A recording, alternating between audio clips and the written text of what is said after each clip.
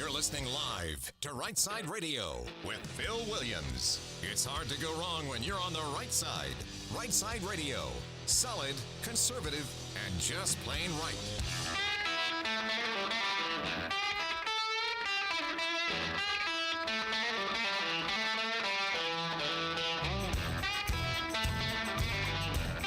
Alabama and Tennessee syndicated news talk leader. This is Rightside Radio. JP here live in the Rightside studios. And man, we're covering the local, the state, the national, covering down on all the issues. And yeah, like the dude just said, solid, conservative, and just plain right. Well, folks, as you probably gathered already, Phil is out today. He had some important meetings to get to today for Rightside. But in the meantime, you guys are stuck with me. So I'll be filling in for Phil today. But first, it's Thankful Thursday. Happy Thankful Thursday to you guys. You got to be more thankful. Thank you very much. Thank you very much. Thank you very much, sir. You're a gentleman and a scholar. We thank you so much for this bountiful harvest of Domino's, KFC, and the always delicious Taco Bell. Have you said thank you once? Thank you! That's right, folks. I hope you guys are finding reasons to be thankful every single day under this Trump administration, and there's a lot to talk about. Boy, there's a lot to talk about, and I will be breaking all that down for you guys today. I will have the first hour myself, but then coming at 3 to 5, Yaffe will be joining me, helping me have somebody to bounce off of throughout the show. But in the meantime, I do have a triple dipper, so here we go. The Triple Dipper. 3 stories you've got to know. That's right, folks. A triple dipper, 3 stories, 3 themes, if you will, as we run today's show. First, the filibuster. I'm going to talk about this in my monologue, but I don't know if you guys saw, but there was a record-breaking filibuster from Cory Booker, I believe 2 nights ago now.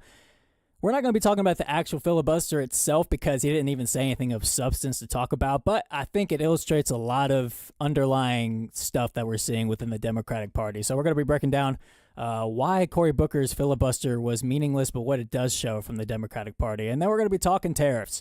Tariffs have been the talk of the political world since yesterday, Liberation Day, where the reciprocal tariffs went into place. It's been the topic of discussion amongst everybody. So we're going to be breaking down tariffs. And then third, we're going to have some home fries. There's still state legislative sessions going on right now in Alabama and Tennessee as well in our listening area. So I thought it was a good time to maybe give my assessment on where I think we're at in the Alabama legislative session. But then, like I said, we're going to break down Tennessee and Georgia's as well. So make sure to stay tuned for that. But in the meantime, y'all thought y'all weren't getting a monologue today, but you got a JP monologue today. That's right. I sat down and wrote down a monologue for this show. So I hope y'all enjoyed this. This monologue is brought to you by Stan McDonald of Wilmer and Lee. And once I finish with this monologue, I'll tell y'all more about Stan in just a second. So I just mentioned it briefly, but 2 nights ago, I saw something absolutely breathtaking, awe-inspiring, if you will. Something that will be written in history books years from now. What was it? It was Cory Booker setting the record for the longest filibuster in U.S. history, 25 hours. Stunning, right? I mean, the amount of courage it took to stand up against the tyrant Donald Trump, Cory Booker might have just saved America. And I'm sure you've caught on to my sarcasm because, truth be told, if the standards for being an impactful public servant are to stand there and yap about absolutely nothing for 25 hours, then sign me up. When I'm old enough to run, I'll let y'all know. Maybe y'all can vote for me, and I'll shout y'all out when I'm wasting everybody's time by breaking the filibuster record. And that's exactly what Cory Booker did. He wasted everyone's time. There was no legislation that he was trying to block. There truly was no rallying cry that he rang throughout the Senate chambers.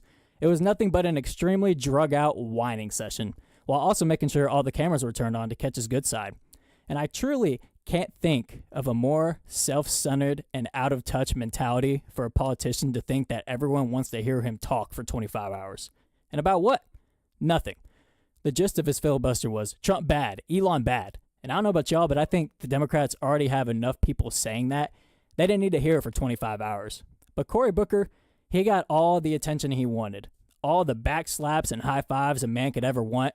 And here's a clip, actually, of Chuck Schumer letting him know that he had broken the filibuster record. And then a round of applause while Cory tries to act like he's not loving every second of it. Would the senator yield for a question? Chuck Schumer, it's the only time in my life I can tell you no.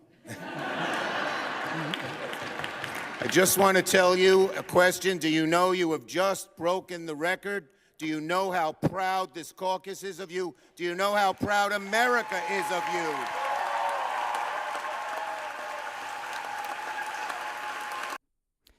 It might be a good time to remind people that Cory Booker is on the record several times during the Biden administration saying that the filibuster needs to be reformed. But who cares, right? What this really illustrates is how weak and pathetic the Democratic Party is right now. In a Hail Mary attempt to stop Donald Trump and Elon Musk, they sent a senator to talk about absolutely nothing for over a day. But he's not the only one. I mean, Jasmine Crockett, AOC, Bernie Sanders, Elizabeth Warren, Chuck Schumer, Nancy Pelosi, the entire message since Donald Trump was elected has been extremely hyperbolic nonsense. Whether it's Trump is cutting Social Security to Trump is declaring war on Denmark or Trump has abandoned our greatest ally, Ukraine.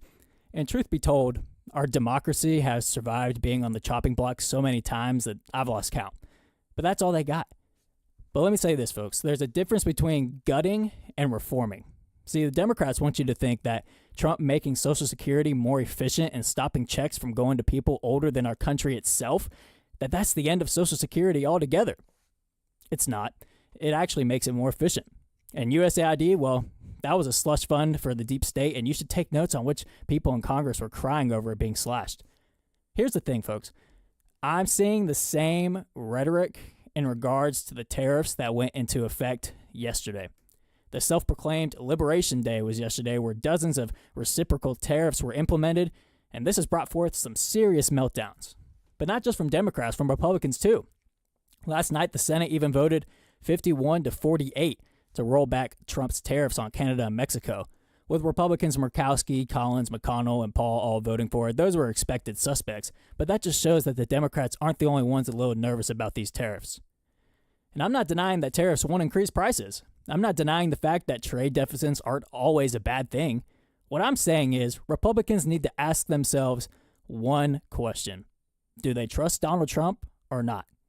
Do you trust him to deliver on the mandate he was given by the American people? I'm not saying Trump is perfect, and he's by no means God, but there's something to be said about President Trump's perseverance to deliver on his promises despite the amount of pushback he's received. Both metaphorically and physically, by the way. I mean, just ask his ear. Now, a lot of what's been said by the Democrats in their usual grandstanding in regards to tariffs isn't exactly incorrect.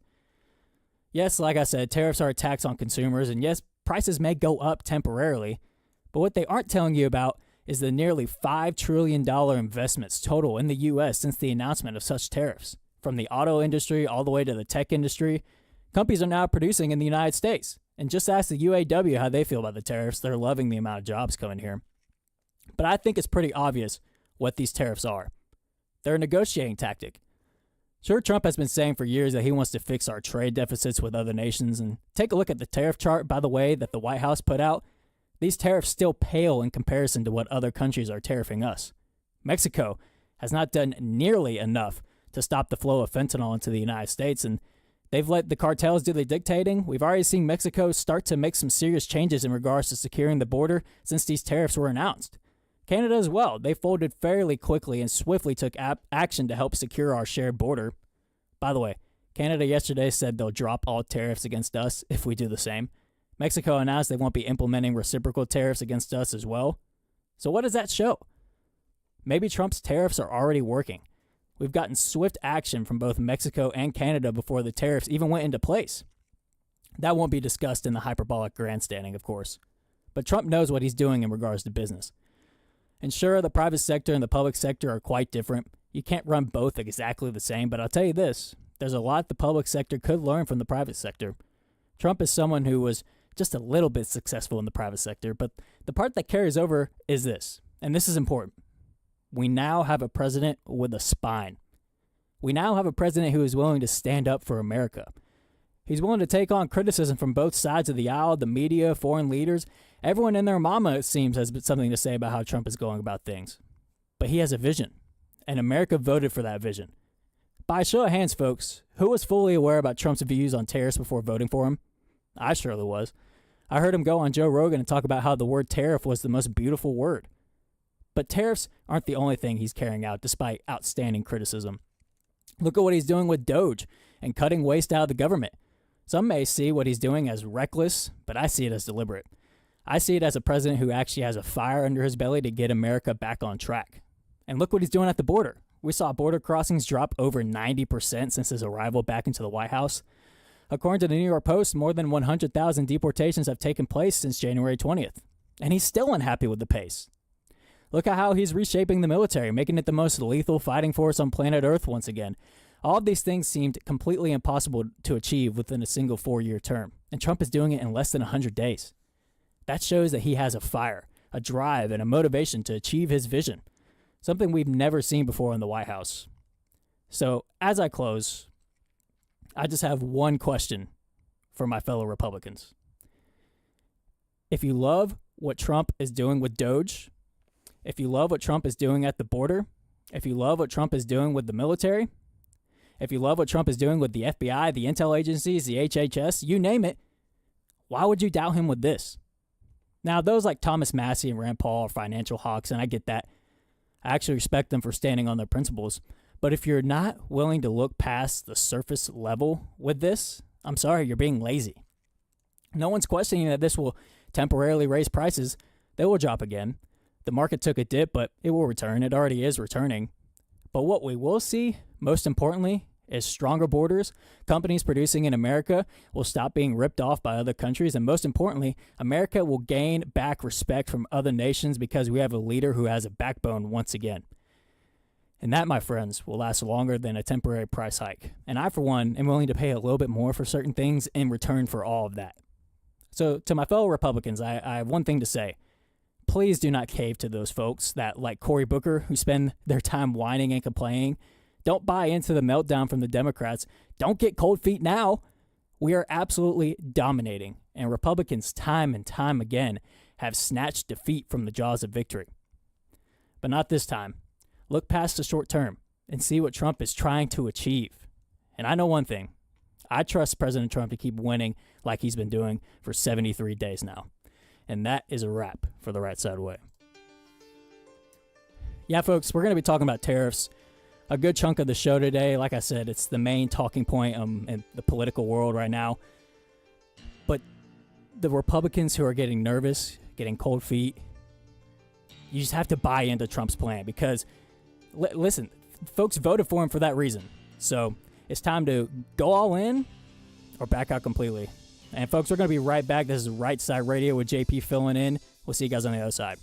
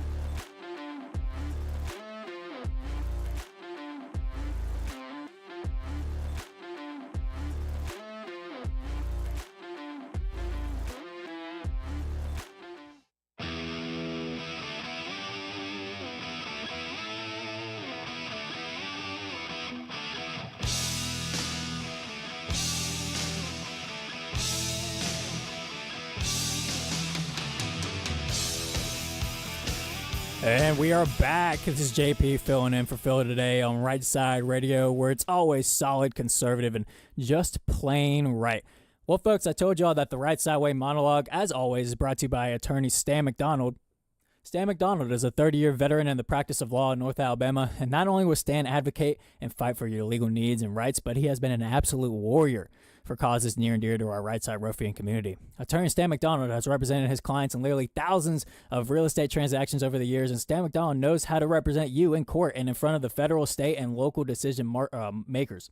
When Stan McDonald is on your side, you'll have no greater friend, and likewise, your adversary will have no greater foe. So Stan McDonald at the law firm of Wilmer & Lee is an American First family man and an attorney who's vigilant for those he represents. You can call him today at 256-479-3020. That's 256-479-3020. And told him you heard about it here on Right Side Radio. And now it's my turn. I'm usually on the flip side of this. It's now my turn to say this ridiculous lawyer thing. No representation made that the quality of legal services performed is greater than the quality of legal services performed by other lawyers. Wow. You know, Phil's gotten a lot better at that over time. I give him too hard. I maybe give him too hard of a time there. That's kind of hard to say. But there you go. All right, well, I'm going to jump to the phones real quick. I believe we got Scott on the line. Scott, you there? Yeah, JP, I'm here, buddy. What's going on, man? Hey, I've been thinking about this. Mm-hmm. You know, I use an acronym for a lot of various reasons, and it's KISS, K-I-S-S. Mm-hmm. It's an Army acronym, meaning keep it simple, stupid. Now, Donald Trump learned a valuable lesson his first term in office. Yeah. He's had 4 years to think about that. During the first term, let's look at some computer lingo here. Mm-hmm. Default. He only had a default button to push anytime he needed help. It didn't work that well for him. So also, he had another little button that he was able to push to reinstall the app. So those two options didn't work for him. So he had 4 years to think about this. Mm. So now he's been reelected. The entire country just went bananas over him. Yeah. He's got the right people in office.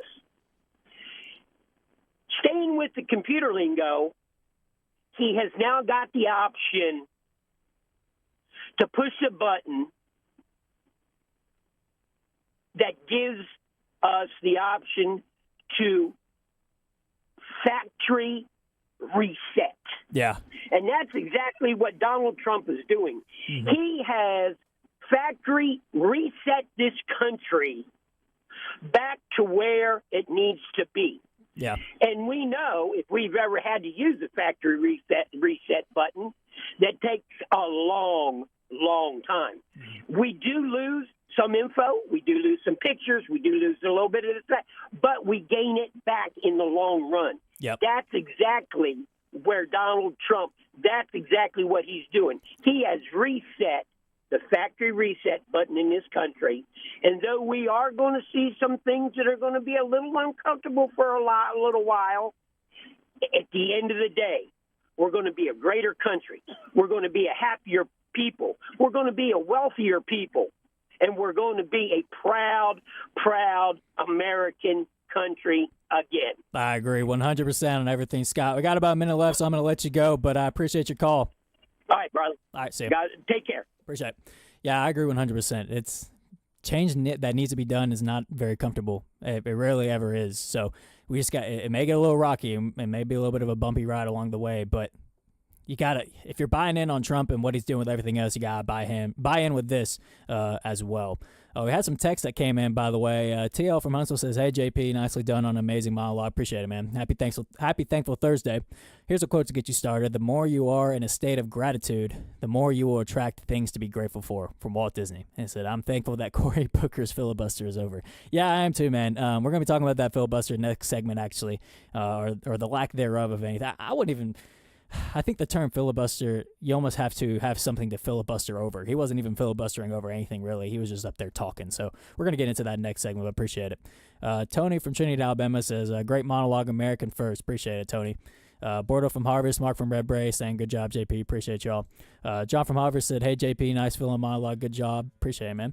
And John from Huntsville sent a text in that I'll get to on the other side here. So that's the music playing. On the other side, we're going to be getting into the filibuster, Cory Booker's pathetic filibuster, but more importantly, what it illustrates from the Democratic Party right now. They really have nothing other than grandstanding. So we're going to get to that on the other side. Appreciate you guys tuning in, and stick around through the break. This is Rightside Radio, JP filling in. We'll see you guys on the other side.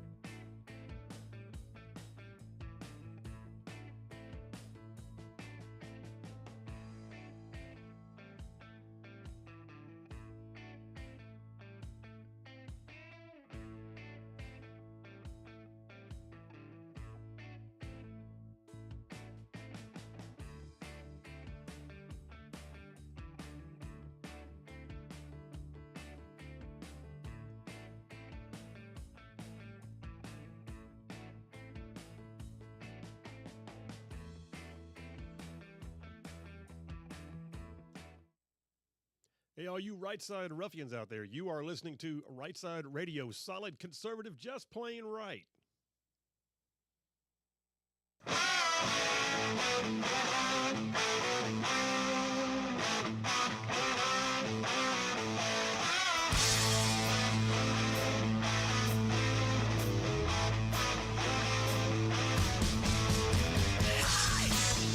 And we are back, folks. This is Rightside Radio. JP filling in for Phil today. But over here at Rightside Radio, where everything is always solid, conservative, and just plain right. Well, if you guys listen to my monologue, you know that I talked about the Cory Booker filibuster record that took place 2 days ago. I believe it was 2 days ago.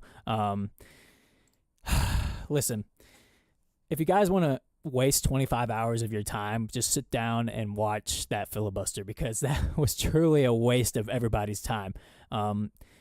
Which, by the way, the most self-centered and like narcissistic thing to think for a politician to think that people want to hear him talk for 25 hours about nothing, literally about nothing. I could not tell you what the one talking point of his filibuster was, or the reason for it, for that matter. Other than Trump bad, Elon bad, everything about Trump is bad, and I'm going to sit here and whine about everything that Trump is doing without a real call to action. That's it. I'm just going to sit here and whine and complain. And that is what Cory Booker achieved for over 25 hours. He broke the record. I'll have to look it up who the record was, but of course it was a guy who was trying to block a civil rights bill being passed, and now is being made a race thing, of course, from the Democratic Party, that he broke a record from somebody who was trying to stop a civil rights act, and Cory Booker being a black man. It's all about race with the Democratic Party. But like I said, it was nothing but grandstanding and just hyperbolic messaging. And that's all we've seen from the Democratic Party since January 20th. Hyperbolic messaging with no real call to action, nothing substantial being said. It's just Donald Trump's cutting this, Donald Trump's cutting that. Donald Trump is throwing away Social Security altogether, which obviously is not true. Cutting a bloated government and making it more efficient ever since this year has been a common sense thing that both Republicans and Democrats were all on board with. But now, of course, that Trump and Elon are doing it. It's now all of a sudden the worst thing in the world. But Cory Booker deciding to go down and talk for 25 hours about nothing is a flip-flop, because I'm going to play a clip real quick. By the way, this clip is from January 18th of 2022, where Cory Booker says that they have to change the filibuster because Republicans and Mitch McConnell, they're making the filibuster, something it wasn't meant to be. You're not supposed to just grandstand and block stuff from happening. It's not efficient enough. We have to change the filibuster. So this was 3 years before Cory Booker then set the record for the longest filibuster ever. Here it is. Do they understand that they're dealing with somebody who doesn't believe in anything other than getting what he wants? It's beyond even Mitch McConnell. I mean, he's changed it for Supreme Court voters. He changed it. He found a way around it to pass that toxic Trump tax cut. But it's been changed over the years 166 times for things that, in my opinion, are far trivial when it compares with the most fundamental aspect of a democracy, is that one person, one vote. And now we have a reality. Republicans are saying we don't need this, but the facts are the facts. Are we comfortable living in a nation where the average black voter right now in America has to wait twice as long to vote as the average white voter? What does that mean in places from Texas to Georgia, where you see people having 2, 3, 5, 7, 8, 9 hour waits? What does that do? It discourages people from voting. And that's not the only laws that are being passed, finally tailored to discourage certain populations, from young people, Native Americans, African Americans.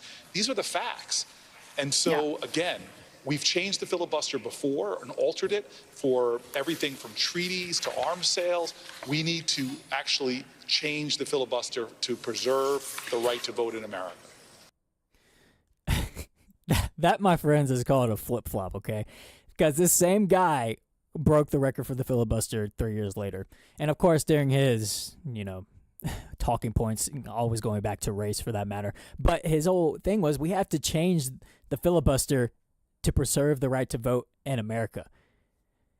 Folks, what is the point? What is the point of what Cory Booker did 2 days ago? What is the point of breaking the record for the longest filibuster, where he wasn't blocking any specific bill, he wasn't trying to accomplish anything, he really was there to just soak up camera time, all eyes on Cory Booker for 25 hours, and then he tries to act like it's not all about him, where it literally was all about him. and where he just went on a tirade of fear-mongering, false narratives. Nothing he said had anything of substance and was correct. It was just simply to fearmonger, but then also get all the eyes on him that he's breaking this record.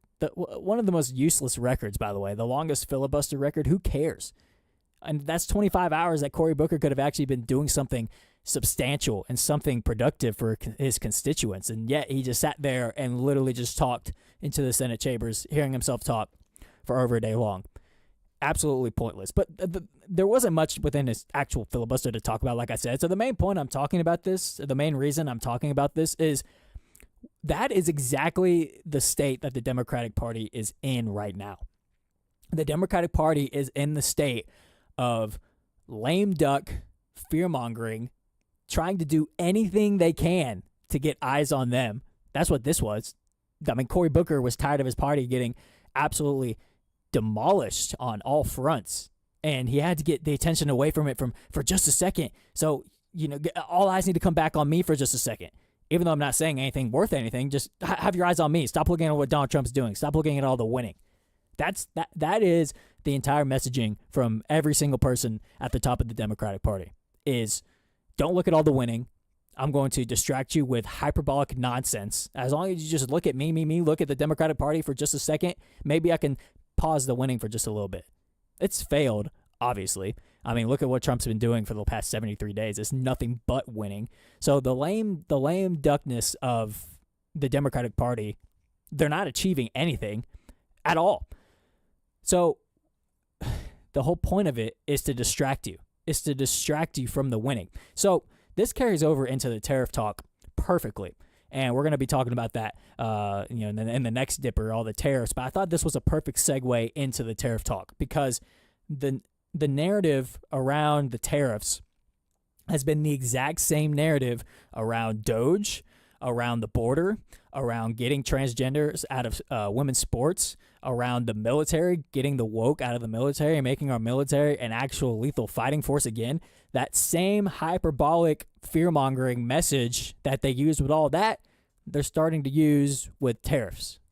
Tariffs are going to bring us the Great Depression again. Tariffs are going to, make the cost of eggs $35 or something. I don't know. It's all just exaggerated nonsense. And they're taking a little bit of a truth from the fact that yes, tariffs do temporarily raise prices. However, they're not looking past the surface level here.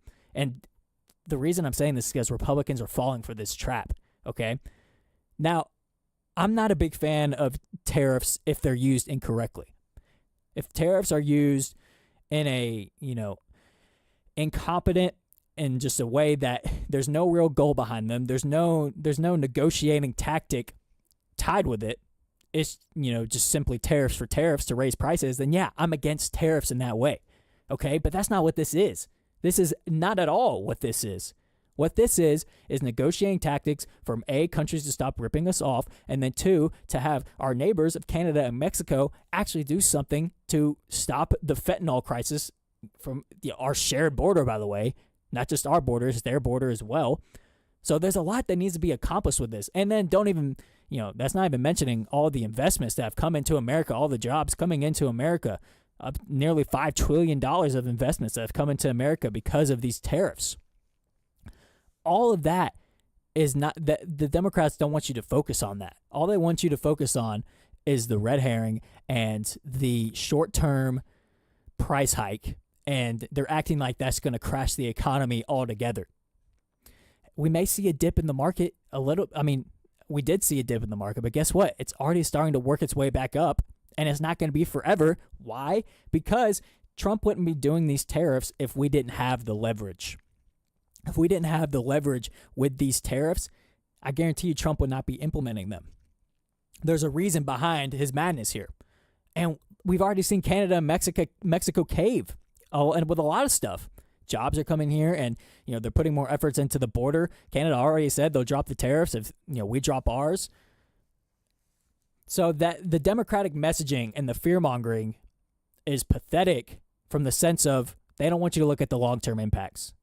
They want you to look at the short-term, scary aspects. And it's all driven, they want to instill fear in you. They want to instill fear in the American people that these tariffs are going to, make everything unaffordable for the rest of America's eternity. And they've talked in the past about, tariffs being used incorrectly in the past and how that brought forth depressions. And I've seen people say the only reason the tariffs weren't implemented is because people were still old enough to remember the Great Depression. And now that we're getting to a point where people aren't old enough to remember it, then tariffs are good again. It's all nonsense. It's all nonsense, okay?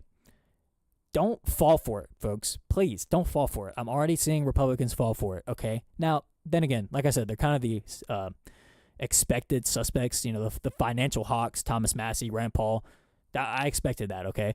But I'm seeing a lot of conservatives bite the hook on the fear, and they're biting the bait. They're taking the bait with the fear. Don't do that, folks. We're winning. We are dominating. So if everything Trump is doing with other stuff, which, by the way, is extremely unorthodox and has faced the same sort of reaction from Democrats, and all that worked, you loved all that, then why do you think this is going to be any different? Because let me tell you, if Democrats are having a come apart over it, that probably means it's a good thing. If Democrats weren't having a come apart over tariffs, it's probably not worth talking about. It's probably not going to be that effective, okay?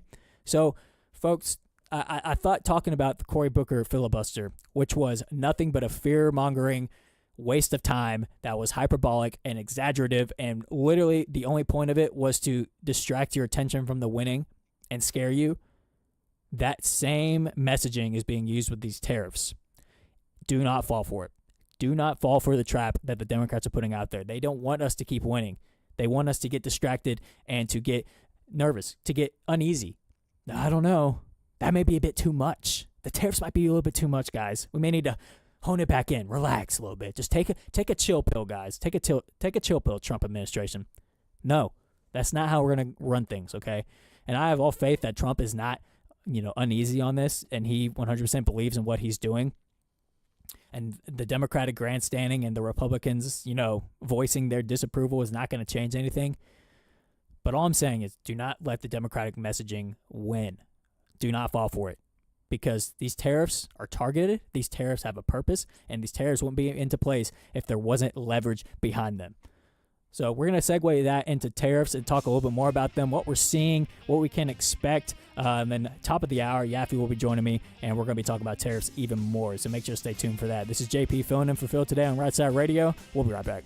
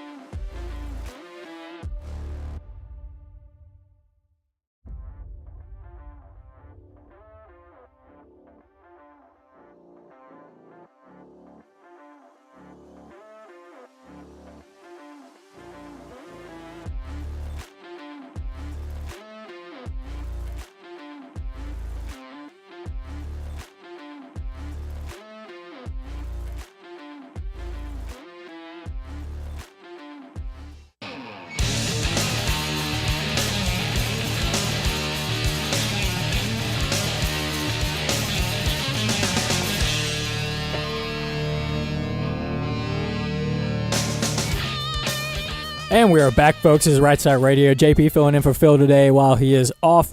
We're talking tariffs. Tariffs are the talk of the world right now, and rightfully so, because we have not seen such a bold move being taken like we are right now. It's really historic, and truthfully, right now, I have no reason to think that Trump won't, like, this won't be another win for him because he's winning on all other fronts. And I think it may get a little bumpy at first, but just trust the process, folks. Trust the process just like you've trusted the process on everything else that Trump is doing already.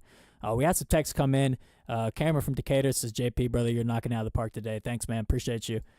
John from Harvest texted in. He said, I think the Cory Booker, quote, filibuster just shows he's running for president in 2028. Gosh, I hope so, man. I hope so.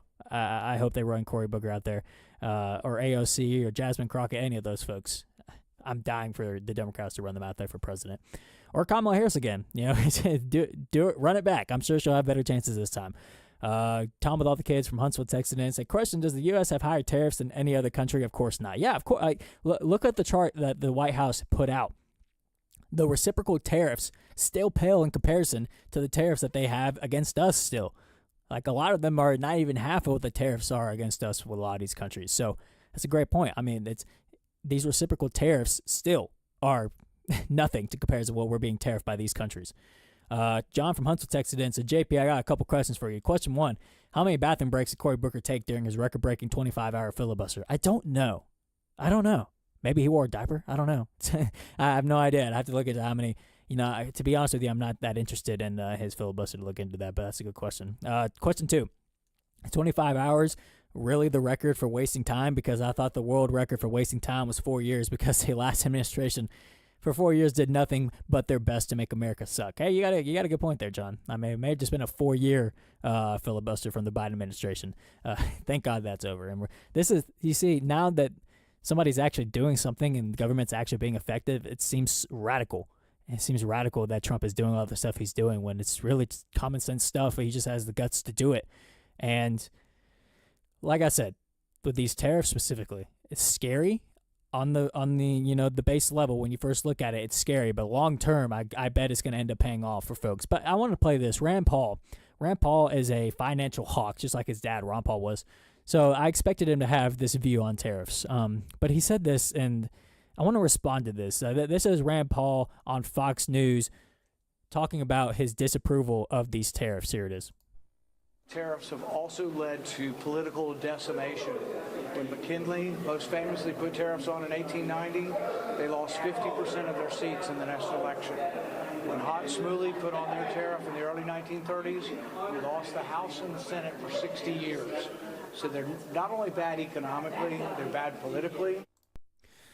So, by the way, there was some background noise if you couldn't quite make out what he said. He pretty much said in the past when McKinley put on tariffs in 1890, they lost 50% of their seats. Same with Smoot-Hawley in the 30s.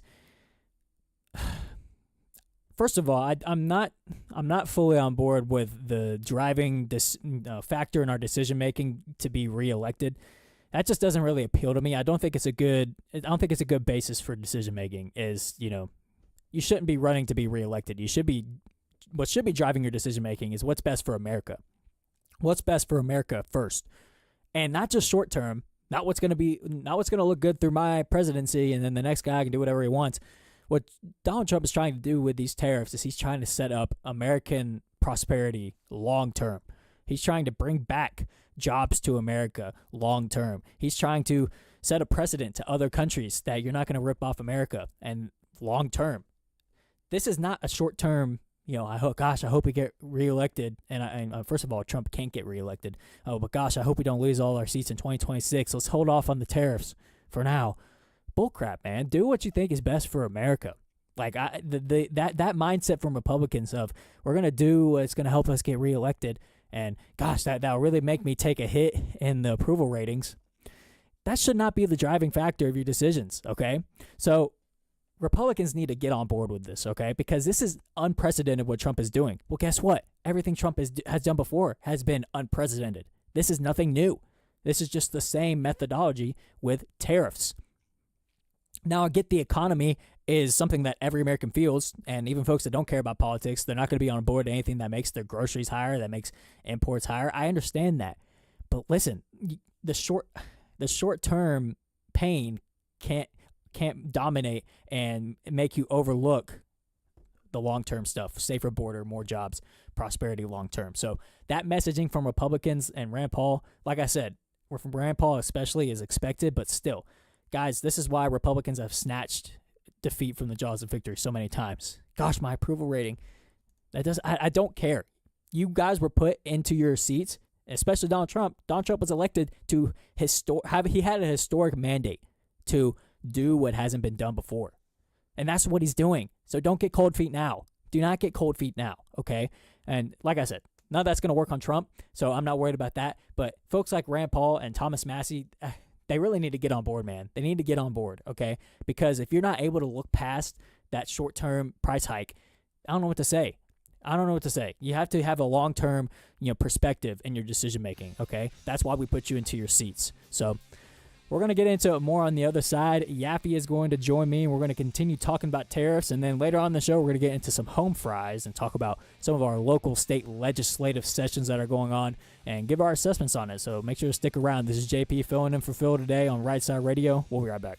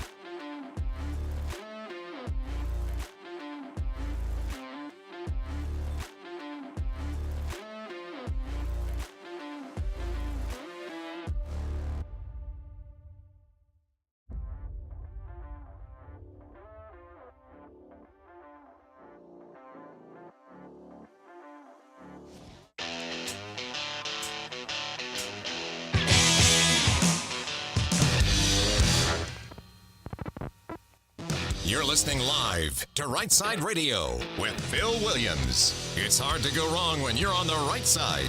Rightside Radio. Solid, conservative, and just plain right.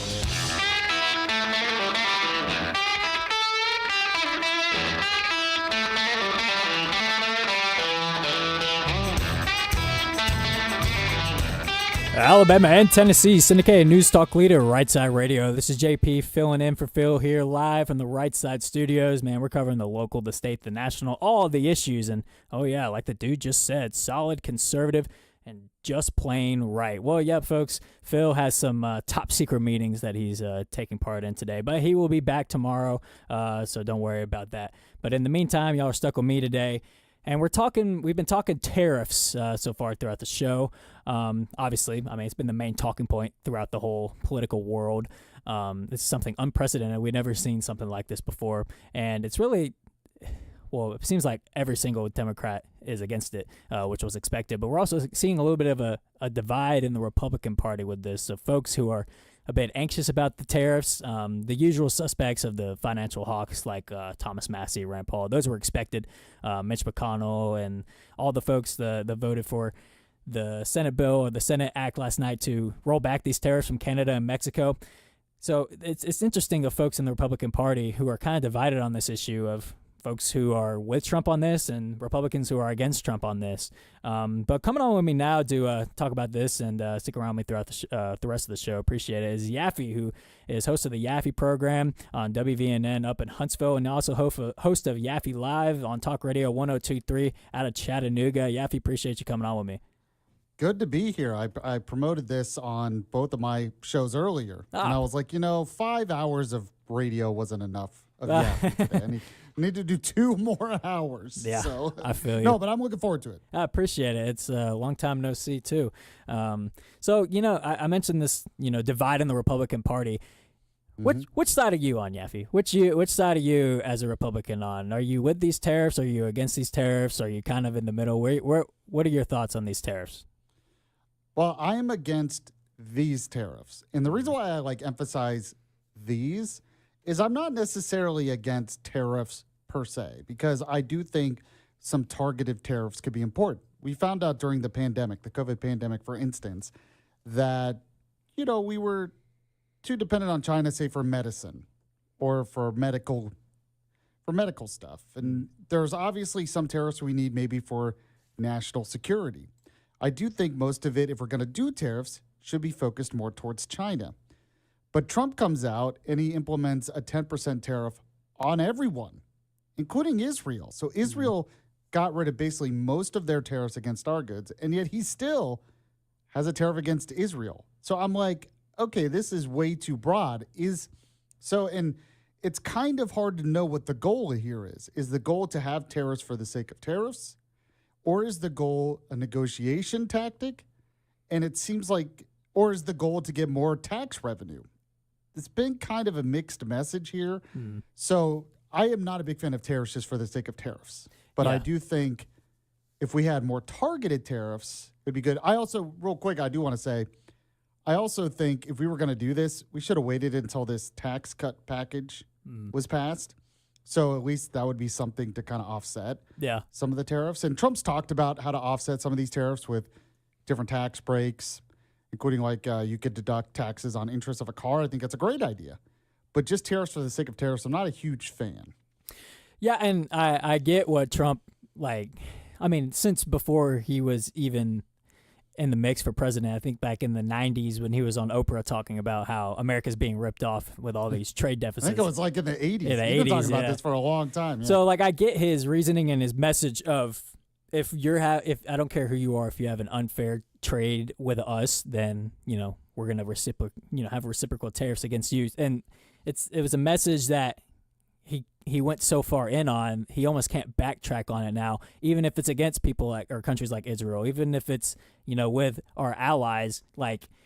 He's so far into it, it's almost like he feels like he can't pick and choose which ones. Trade deficits over here, okay, but not over here. And I don't think trade deficits are necessarily a bad thing always, but I feel like with the blanket message of unfair trade here is bad, then unfair trade here can't be, unfair trade over here can't be good. And he can't backtrack. He's too far into it now. He's too far into that message that he can't, A, backtrack, and two, he can't, pick and choose which ones, to tariff. Even if you think he should, I feel like that's the way he's looking at it, of like, if I'm going to have this message, I got to be consistent across the board. Well, and yeah, that's a good point, but I would say if he had actually implemented reciprocal tariffs, so let's say one country tariffs us 20%, and we're saying, okay, we're doing 10% for you, but we're going to up it to 20 to match yours, that I would be much more in favor of that. I'm still not a fan of that, but I think a lot of people could get behind that.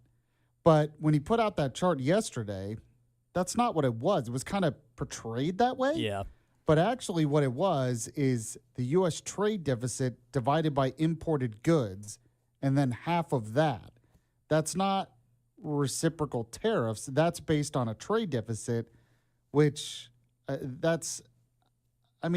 talking about South Korea adding tariffs of 50% to them when they don't do anything close to that with us. Yeah. So that can be, so it makes you think at the end of the day, it makes you think, one, he just hates trade deficits because he hates trade deficits. But two, it makes it think, okay, I guess he really does just like tariffs, just for the sake of tariffs. And there really is no goal here. He went on Joe Rogan before the election, was like, tariff is the most beautiful word I've ever heard. And it's like he has it in his mind of, and he talked about, how successful our country was in his eyes, when we were almost, we had tariffs on everybody, it seemed, and we got money externally. But do you think at all, like, and I agree with you, I mean, you look at the tariff chart and the tariffs, the reciprocal, quote, reciprocal tariffs still pale in comparison with the tariffs that countries still have against us. Do you think at all raising those tariffs against those countries will cause the countries to bring theirs down to somewhere near our level in response at all? I think it's possible that some will. Yes. It depends on the country. And like I said, hopefully, and this is like best case scenario, hopefully we can make a deal with some of these countries so they do bring down their tariffs and we can have a better deal. The problem I had was more, okay, he started with 10% tariffs, even on countries that don't tariff us. So I had mentioned Israel. Israel got rid of the vast majority of their tariffs on us. Yet he still wants a 10% tariff on them, and then did this whole, well, we have a trade deficit with them. Well, of course we do.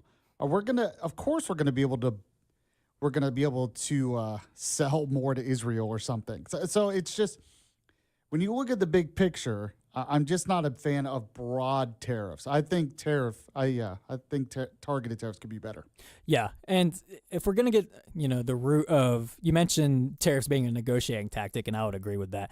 So if we're going to look at it from the negotiating tactic of, at least in my eyes, I feel like the primary countries that this was a negotiating tactic with the most, obviously there was negotiating tactics with other countries to fix the trade deficit, but I think the first ones and the main ones were Canada and Mexico, because they weren't doing enough to secure the border and the fentanyl crisis on both borders. And we've already seen Canada be like, oh, well, we'll get rid of the tariffs if y'all do the same. And then we saw, Mexico say they're not going to have any reciprocal tariffs against us at all. So first, do we think that what Trump is wanting to get out of, these tariffs, whatever he's trying to negotiate, a safer border? I mean, we've already seen both Canada and Mexico make some efforts to secure the border better, but the ultimate goal, whatever he wants to get out of these negotiations and these tariffs from the countries, do you think that's going to work primarily with Canada and Mexico? And if you do, I mean, I feel like it would have to be relatively soon. I mean, this was such a drastic, tariff against both Canada and Mexico that both countries are going to feel the impact of. I feel like he would have to get results somewhat soon. And I feel like America has the leverage with majority of these tariffs against Canada and Mexico.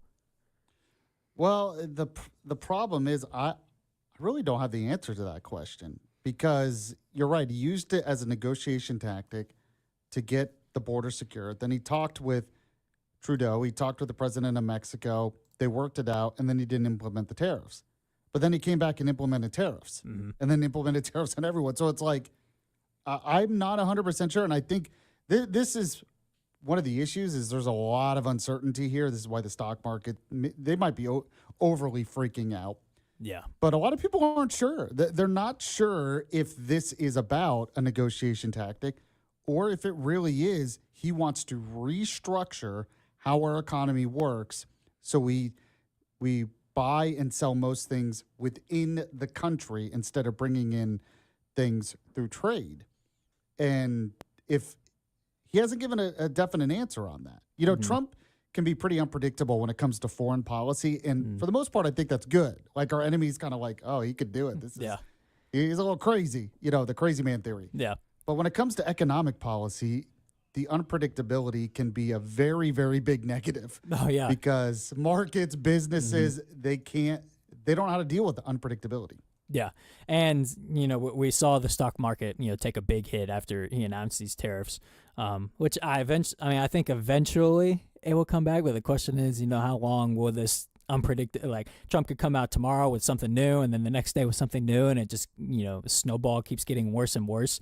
But I mean, it'll be interesting to see, you know, if whatever Trump does want, you know, out of these, which I think, you know, stronger borders is a main one, which we've seen some progress being made on that. But I think ultimately he wants America to be a producer instead of a consumer. Like I saw somewhere you mentioned how you walk down Germany, you won't see a Chevy or a Ford, you won't see any of those cars anymore. You walk down the street in America, you'll see Volkswagen, you'll see all these foreign cars. And I think he wants to take pride in America being a producer again, which isn't necessarily a bad thing, but then also, you know, trade deficits aren't necessarily a bad thing either. So it's finding a balance of, you know, not being completely, you know, a producer. We don't take anybody else's stuff, but also at the same time, you know, not wrecking the economy along with it. But we're going to take a quick break and we're going to take a quick break. We're going to come back on the other side and we're going to pick this conversation up. Let it go along a little bit. We lost track of the time there, but we're going to come back, talk more about these tariffs and what we think the result of them is going to be.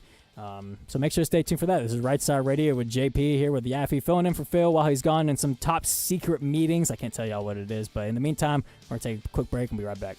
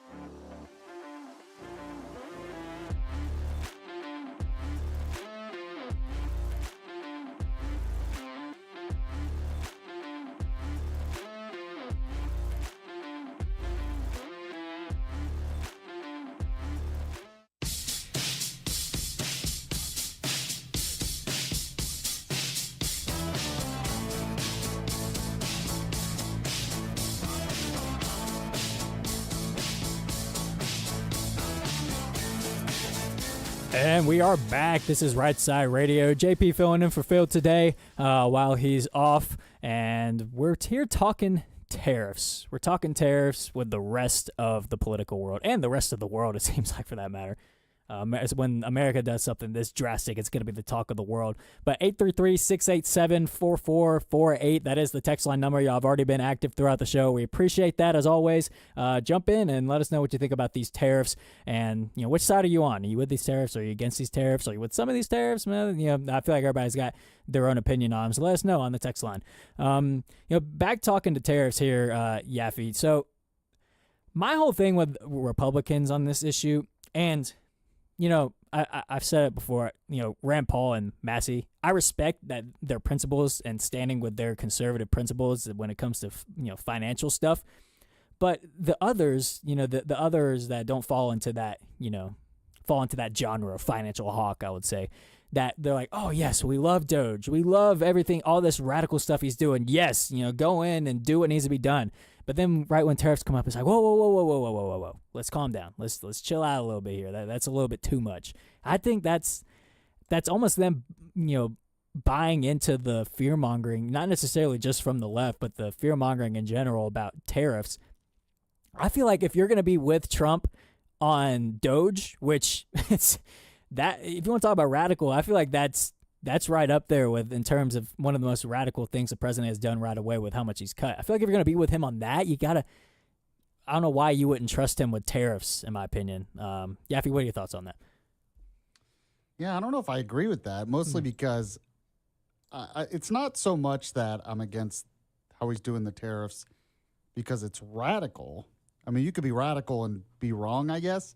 It's more because I just don't like the policy. Now, we talked about how I would be more for targeted tariffs. I think we should be more focused on China because China is the big issue we have. Now, I will say this. I think what Elon Musk and Doge, I think it could be one of the most important things done in government in our lifetimes. Yeah. If it can keep going, if he is not stopped, and I think Congress needs to help him. But when it comes to the chainsaw, Doge and the chainsaw, and people are, he's using the chainsaw to talk about people losing their jobs. Yeah. But I think the chainsaw's the point. I think the fact that it's drastic is so you can't, if you're not quick with cutting the size of government, if you're not quick with cutting the bureaucracy, if you're not drastic in terms of getting rid of a lot of this waste, fraud, and abuse, it's like never going to happen. Yeah. Because the deep state just figures out a way to stick around, to fight back, Yeah.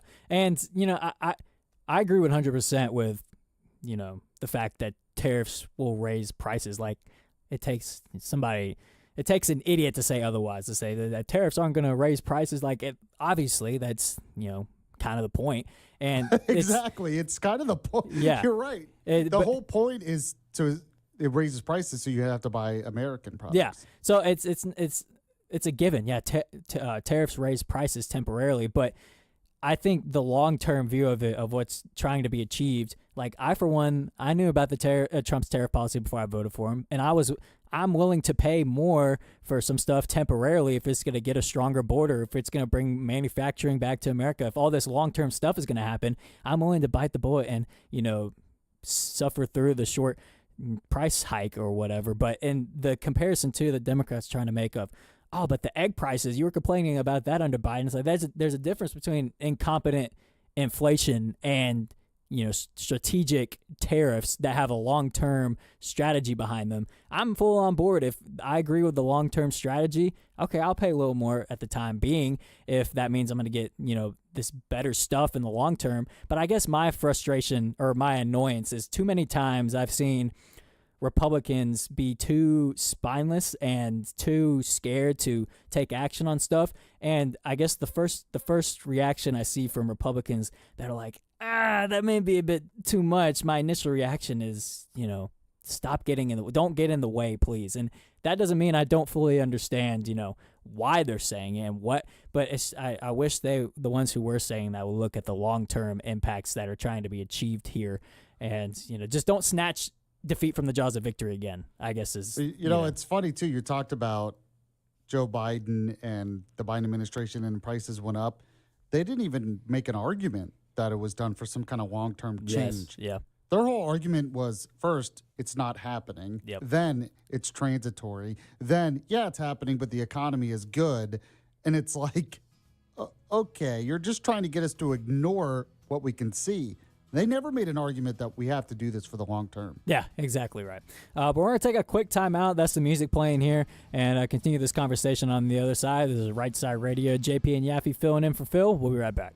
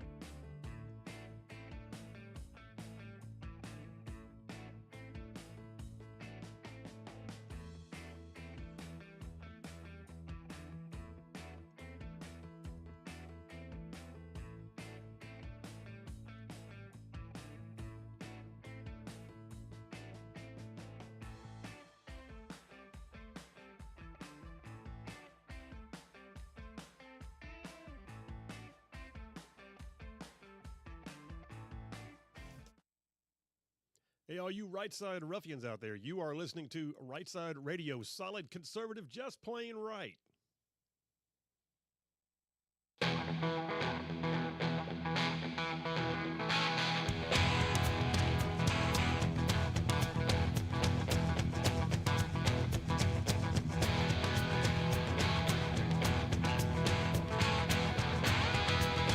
And we are back. This is Right Side Radio, solid conservative and just plain right. Covering down on all the issues, folks. This is JP here, filling in for Phil while he's out today alongside with Yaffe. Appreciate him coming on with me today as well. And calling in a little early today, but very much welcome. We got our truck driving friend, Jeff from Indiana, calling in. Jeff Rowe, what's going on, man?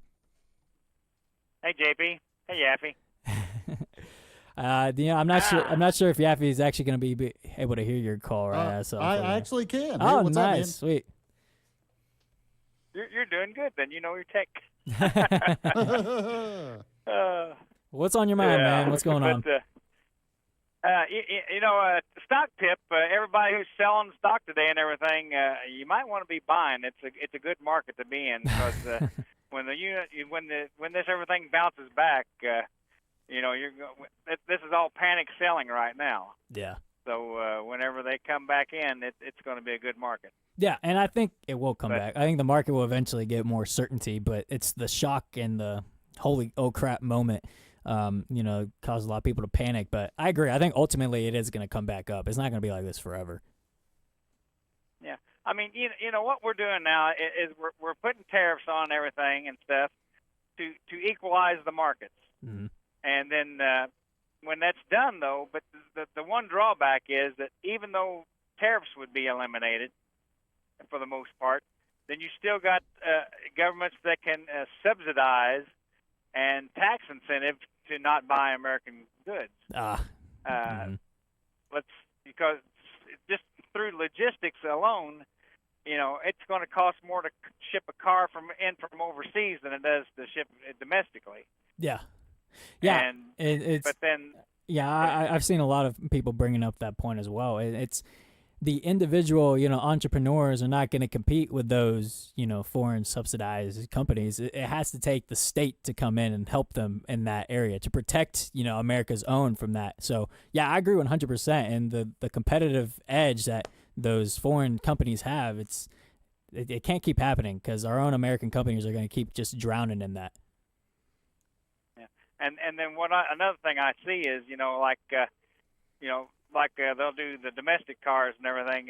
Say we'll give a $10,000 tax credit if you buy a Tesla, opposed to a no tax credit if you buy a Chinese car, even though it'll make it basically the same price, because of their cheap labor and everything. And then so it should even out in the end. But there will still be ways of getting around keeping people buying United States goods overseas because they can manipulate the markets. Yeah, I agree 100%. And I hope the ultimate, long-term goal from this is America is able to become a producer, for global markets and not just be a consumer, which I think is, Trump has aired it out many times. That's one of his goals is to, you could be able to see a Ford or a Chevy overseas. You'll be able to see, American products globally, but it's not going to be comfortable, that process. So we'll see if that is ultimately going to be a goal that's attainable from these tariffs. But it's going to be uncomfortable. Change is not always comfortable. So I think the markets will eventually even out and, certainty will come back to it. But I agree with everything 100%. And hopefully, those American cars like Tesla can be more something that countries globally want to take instead of the cheap, Chinese. I agree with that 100%. Another thing that's going to, if we get all these manufacturing jobs here and they start building here, one thing that has to be done, we're going to have to cut the safety hammock that a lot of people are lying in right now because there's so many people out there now that's not willing to accept a job because the government's taking care of them. All these people on, anybody who's on welfare that's able to work, there's no excuse for that. I know a lot of people on welfare that's much more able-bodied than me, and yet I'm sitting out here working 70 hours a week. So you've got to cut that hammock out of the way so that they are forced to take a job and make a living, just like I do. Yeah, and I agree, and I think a lot of Americans will. I think the narrative that's said from a lot on the left of we need all these illegal immigrants to do the jobs because Americans just don't want to work. I don't think that's necessarily true. I think if Americans are incentivized to go work, I think for the most part a lot of them will. But I agree with you too. I think there's a lot of freeloaders who maybe need a little kick in the butt to go do something. But you got to have the jobs too. I think if the jobs are there, I think the workers will come. So I think that alone, the jobs alone will do a lot of the incentivizing for that. But hey, where are you at on the road right now, by the way? Are you at Trashville yet, or is that later on? No, I'm just now passing Huntsville exit, heading north. So you're not quite past the Buc-ee's yet, huh? No, I'm not made it to Buc-ee's yet. I wish I could get into that place. Maybe I'll have to have my buddy there at Buc-ee's come out and bring me a brisket sandwich sometime. Oh, man. I was gonna say, why can't you get in? Just go. We're talking about plenty of room. No trucks. Yeah. No trucks allowed in a Buc-ee's. It's a convenience store. It's not a truck stop. Yeah, gotcha. Come on. Yeah, it's not for the truckers. That's a good point. We need a pro trucker Buc-ee's, and I would be down. I would be getting a brisket sandwich every day if I had to pass Buc-ee's, driving past there. Well, Jeff, I appreciate you calling in, man. Appreciate you calling in early and talking up. We'll see you tomorrow.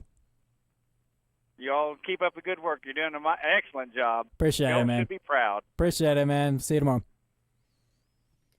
Yeah, well, it's a lot of good points there. The long-term, effects from these tariffs that at least, what the Trump administration wants. The question is, will it be the outcome of it?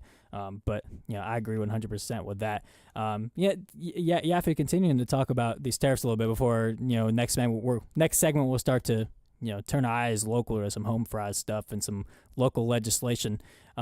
Did you saw that the Senate put up I don't know if it was a bill or they passed something to revoke Canada, Mexico, the tariffs on them. Yeah. Obviously it needs to get past the House and signed by the president, so it's not going to happen. But were you shocked at all that obviously Rand Paul expected to get on there, but were you shocked at all that even with a Republican Senate, Republican Congress, as it stuff like anti-Trump, it seems legislation is still able to get passed in the Senate? Well, I'm not surprised by this. One, Republicans have a pretty slim majority in the Senate, so it doesn't really take that many Republicans to cross over. But as you mentioned earlier, there's a divide in the Republican Party on this, and I think Rand Paul makes a good point on this. Do we want the President of the United States to be able to do this? And this is a tariff is basically a tax. Mm-hmm. So we have the president unilaterally raising taxes on Americans. And there is a question on whether you support Trump or not, whether you like the tariffs or not. Is it really the proper way to do this? Should a president be able to do that without the approval of Congress? And as you mentioned, Rand Paul is pretty principled on this kind of stuff, even if he'll go against the president on stuff if he's pretty principled. But you're right. At the end of the day, it's not going to pass completely. There's no way they could get, even if they could get it through the House, there's no way they could get a veto-proof majority on this. Yeah, and then it gets to Trump's desk. You know what? I had this epiphany. I agree with you guys. I got a little out of hand. Let's fix this. Yeah, I don't know. I find it funny though that they know that that's not gonna get anywhere, and we have a Republican majority in the Senate. Although it's slim, we do have a Republican majority, but yet that still gets passed. I don't know. I find it funny. Expected, but still kind of funny. What's really frustrating is there is a tax bill that the Senate still hasn't taken up to cut taxes. They should work on that. Yes. If the Republicans really are upset about these tariffs, I get it. I'm kind of with you. Mm-hmm. I understand what you're saying, but that's not going to pass. One thing that will pass, one thing that Trump will sign, is the tax bill. Yeah. Yet you're not taking that up. So that to me is the real issue here. It's like, okay, you want to get a win. You want to maybe offset these tariffs a little bit. Pass that bill. And they kicked it down the road to September with the CR. And, I think they're kind of just, chill, like, oh, we got time. That's not as urgent anymore. It's like, no, it is urgent. So don't get to September, because when we get there, then nothing's going to get done. Yeah, I agree. I feel like the Republicans in the Senate, they need to. I agree with you 100%. It's what's frustrating because I think you look on the flip side of things. The Democrats, they get in line, and whether it's to their detriment, which oftentimes it is. We saw with their detriment with the last election, but they're able to get on the same page and they're united on stuff and they're able to get stuff done, even if it's often destructive to America and destructive to their party. Like, there's no dissent. Like, there's no somebody, I don't know. Like, for the most part, Democrats are united on what they want to do and they're effective in that way. But yet that's true. Although that CR passed because some Democrats objected. That was kind of a unique situation. Mm-hmm. Well, we had some texts that are coming in right now, by the way. 833-687-4448 is the text line number. Let us know your thoughts. We got John from Harvest texting in. He said, generally speaking, I'm not a big tariff fan, but I'm still optimistic enough to let these play out for now. I think the goal is to bring more manufacturing back to the U.S. and not as a permanent feature. Yeah, I would agree with that. I'm normally not a big tariff fan either, but I like what Trump is trying to accomplish with these. So I think right now, at least for me, I'm trusting Trump until I'm being proven otherwise, and he's done so much winning in the first 73 days. I'm willing to see, what the effects of these tariffs are before jumping to any conclusions initially. We have John from Huntsville too texting in. I think people should just chill out over Trump's tariffs because the Dow Jones is still over 40,000 points and gold is worth over 3,100 an ounce. So I really don't see much to complain about right now. Well, there you go. Jack from Huntsville said, I believe it was Ted Cruz who said the safety net is supposed to be a trampoline, not a hammock. He's talking about what Jeff from Indiana talked about. He said that. That's a good one. I like that. That's a very good quote and very much on topic with what we're talking about. Appreciate it, Jack. Red from Tony said, you let Jeff know I'm allowed to take my truck in there. Talking about Buc-ee's. So apparently maybe Jeff did something to piss off the Buc-ee's. Well, we also got David at Buc-ee's who works at Buffy's. Said, tell Jeff to do what a lot of truckers do. Park your rig on the street alongside Buc-ee's. At least for now, there's nothing but empty field surrounding the store. So yeah, park it in an empty field and walk on up. I guess that's not a bad idea. But there you go, Jeff. You ain't go get a brisket sandwich. You got to find a way around it. You know what Buc-ee's has that's really good that I didn't know until recently? They have these really good whoopie pies. So like in the back, like, the cookies with the cream in the middle. Like you go into the back and they have like a little bakery section. And it never occurred to me that was there. And I got it once. It was so good. That is... I've yet to have something from Buc-ee's that wasn't good. The brisket, all their nuts that they have. It's the beaver nuggets. The beaver nuggets too. Yeah, I miss, but I when I worked in Huntsville, I drive past Buc-ee's every day, and I miss it because be able to pop in and get something, and I don't even know where the closest Buc-ee's around me is down here. We have a Buc-ee's crisis down here. We need one in Gadsden. Yeah, there's one in Birmingham. Yeah. That's true. Somewhere. I think Leeds, too, has a Buc-ee's. But, we're going to take a quick timeout. 3:47. We're going to take out of here. Come back on the other side and get into some home fries. That's right. We're going to get some home fries. We got local legislative sessions going on that need to be discussed.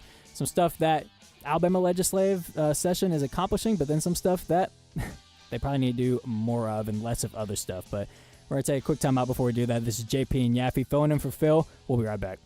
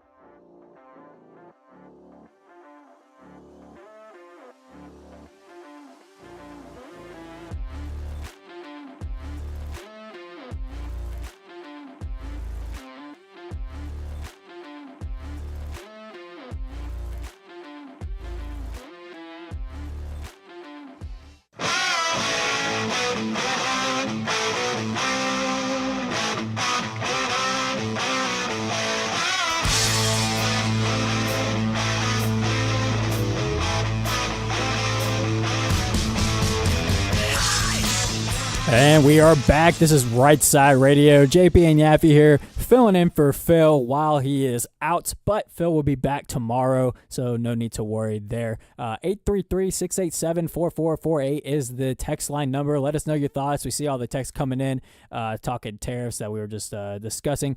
We're going to get to those in a minute. But first, I think it's time that we need to cook up some home fries, which...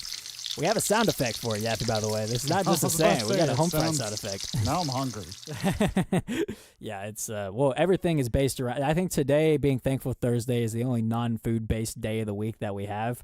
And we played with T-Bone Thursday, but it got voted down immediately. So Thankful Thursday, today's our break from food. We had to get home fries in there to bring it back. Okay, good. And if that's real grease, we're not cooking it in like an air fryer or something. No, that's got to be real grease. Okay, good. The OG, yeah. But we're cooking up home fries, talking some local legislative sessions, and what has been accomplished so far. As we're coming near to the end here. At least Alabama's goes up until May 15th, so a little bit over a month before the end of the legislative session here in Alabama.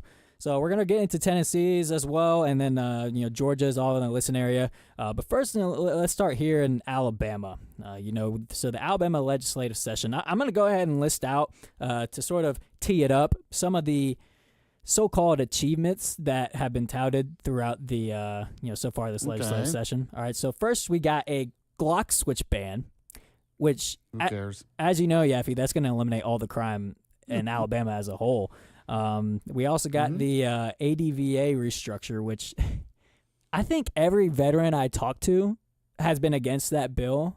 And really? Yeah. Oh, yes. Well, I know Phil has aired it out many times on the show how he doesn't like this bill. We've had several callers call in, text in, say they're against this. But yet Kay Ivey keeps talking about how much veteran support she has for this, that restructure. So according to her, this is a good thing. But I think this is sort of a petty move. I mean, we saw what happened with the old, cabinet member.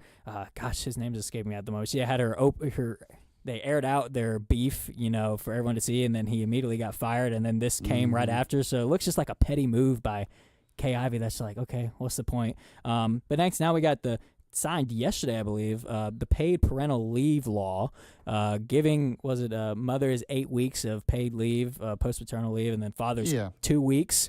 It's government workers, right? Yeah, I think it was government workers, yeah. Mm-hmm. But, I mean, kind of giving the teachers union, I don't know. I'm not too. I don't know how I feel about that one. I think it's going to cost Alabama tens of millions of dollars. That's been chalked up. I think it could have gotten a much better bill for that. I mean, this one looks just like California. It's like the bluest of the blue states have a very similar law to this, and yet we're in the reddest of red of Alabama, and we're still passing stuff that goes alongside with some of the most liberal states in our nation. But then also, this is the one that really bugs me, and I want to stick on this before we end the segment here. It looks like the overtime tax exemption is about to go away, and yet Republicans can't get on board to extend it any further. Oh, it looks like they don't want to. It looks like it's not even getting on board. It's just they have a plan not to do it. And, Anthony Daniels, the Democrat out of Huntsville, he's talking like a conservative on this. I mean, he's come on this show 2 weeks ago, I think it was, and talked about how much opposition he's getting from Republicans on this, and how it's funny, a Democrat is trying to keep a tax cut going, and Republicans are trying to stop him from doing that. It doesn't make sense to me. It doesn't make sense to me, and they got scared. They got scared that that's a little bit too much. We can't go that far, and they're trying to say they passed a grocery tax, or it's passed one of the chambers, I think, and that's not. This is going to be a tax swap. It's not going to be a tax cut. And it's like we're going to get rid of the overtime tax. Oh, but we got a grocery tax. It's which was going to be cut anyway. It was supposed to be. It's mind-boggling to me. And Jeff Poore was on here yesterday, and he's down at the State House, and he said, behind the scenes, there's a lot of friction with Alabama Republicans because you're not supposed to go against your team. And they see, Anthony Daniels as, he's a Democrat. He's not on our team. And it's like Republicans are scared to vote alongside with a Democrat on something that's going against the Republicans, going against the team. And it drives me nuts because I feel like that's why so many of this, like we have a supermajority of Republicans, and yet they don't act like one. And I think part of it is because they got this team mindset, and they're not standing on principle. They're standing on teams. And it's like, oh, a Democrat is pushing a tax cut. We can't do that. It's Democrat. It's absolutely ridiculous to me. But before I get too far down the rabbit hole, we got to take a quick time out. I hear the music playing there. We're going to get more into some home fries here on the other side. So make sure to stay tuned for that. This is Right Side Radio with JP and Yaffe filling in. We'll be right back.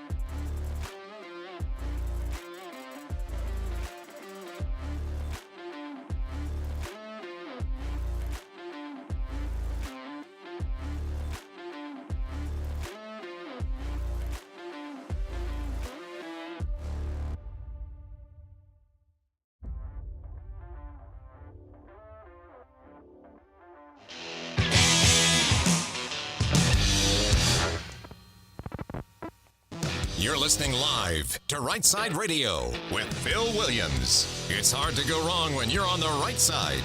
Rightside Radio. Solid, conservative, and just plain right.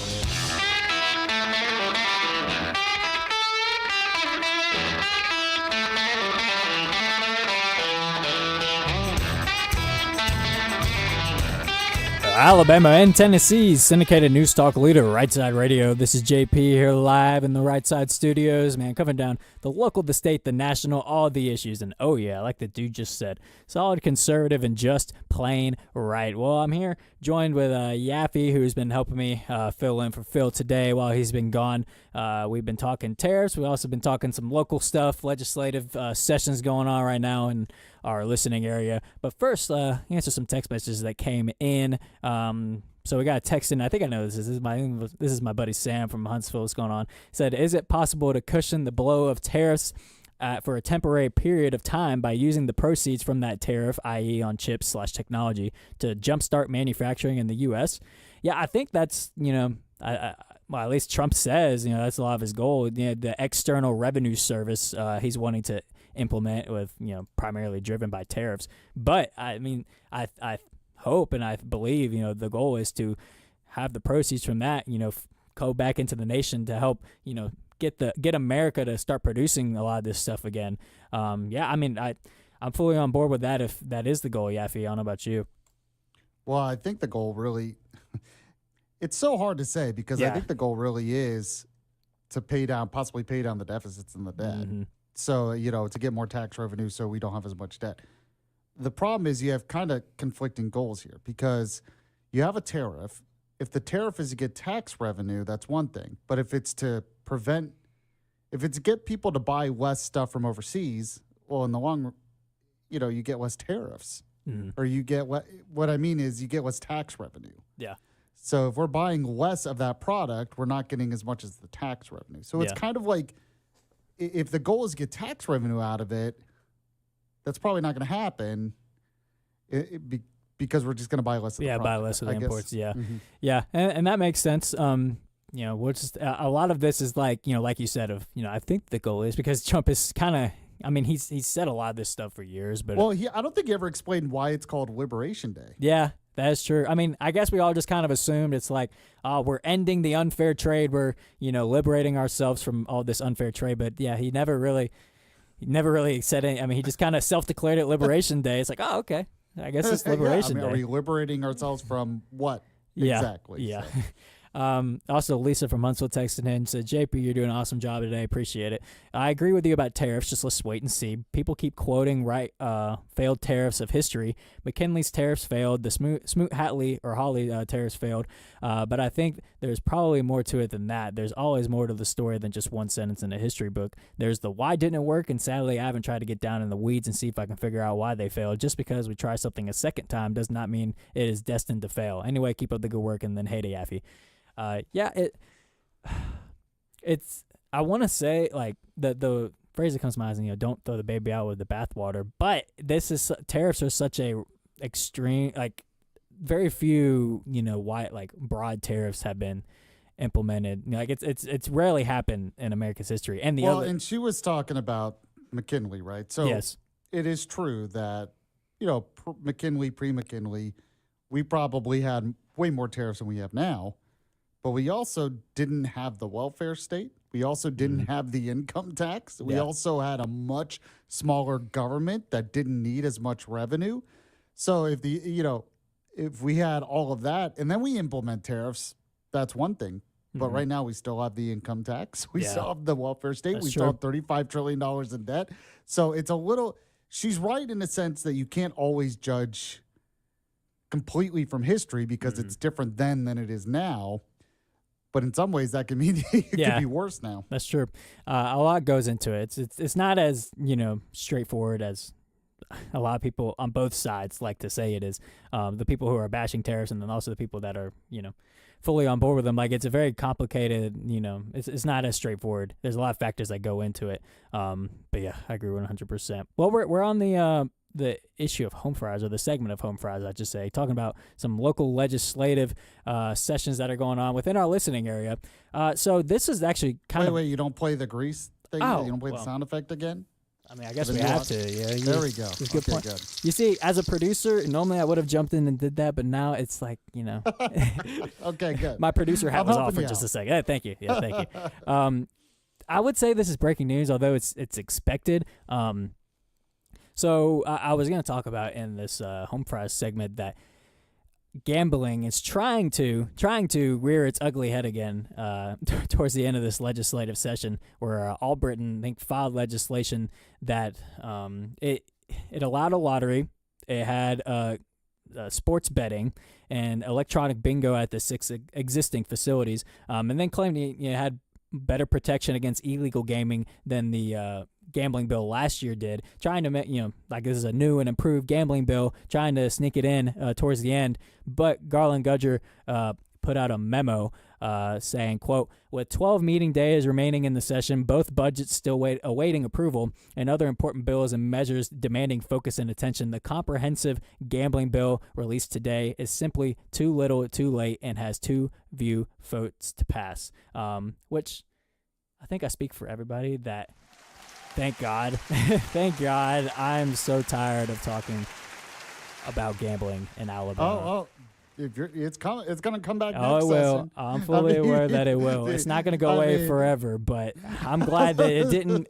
That this Hail Mary it didn't happen this session. Let me just say, I'm glad it didn't happen this session. No, why is that? Why don't you like the bill? See, well, first of all, I think just the initial gut reaction is I'm tired of talking about it. Like every time, I feel like every legislative session, it's just a laborious and it never has the votes. So it's just like, what's the point of even talking about it?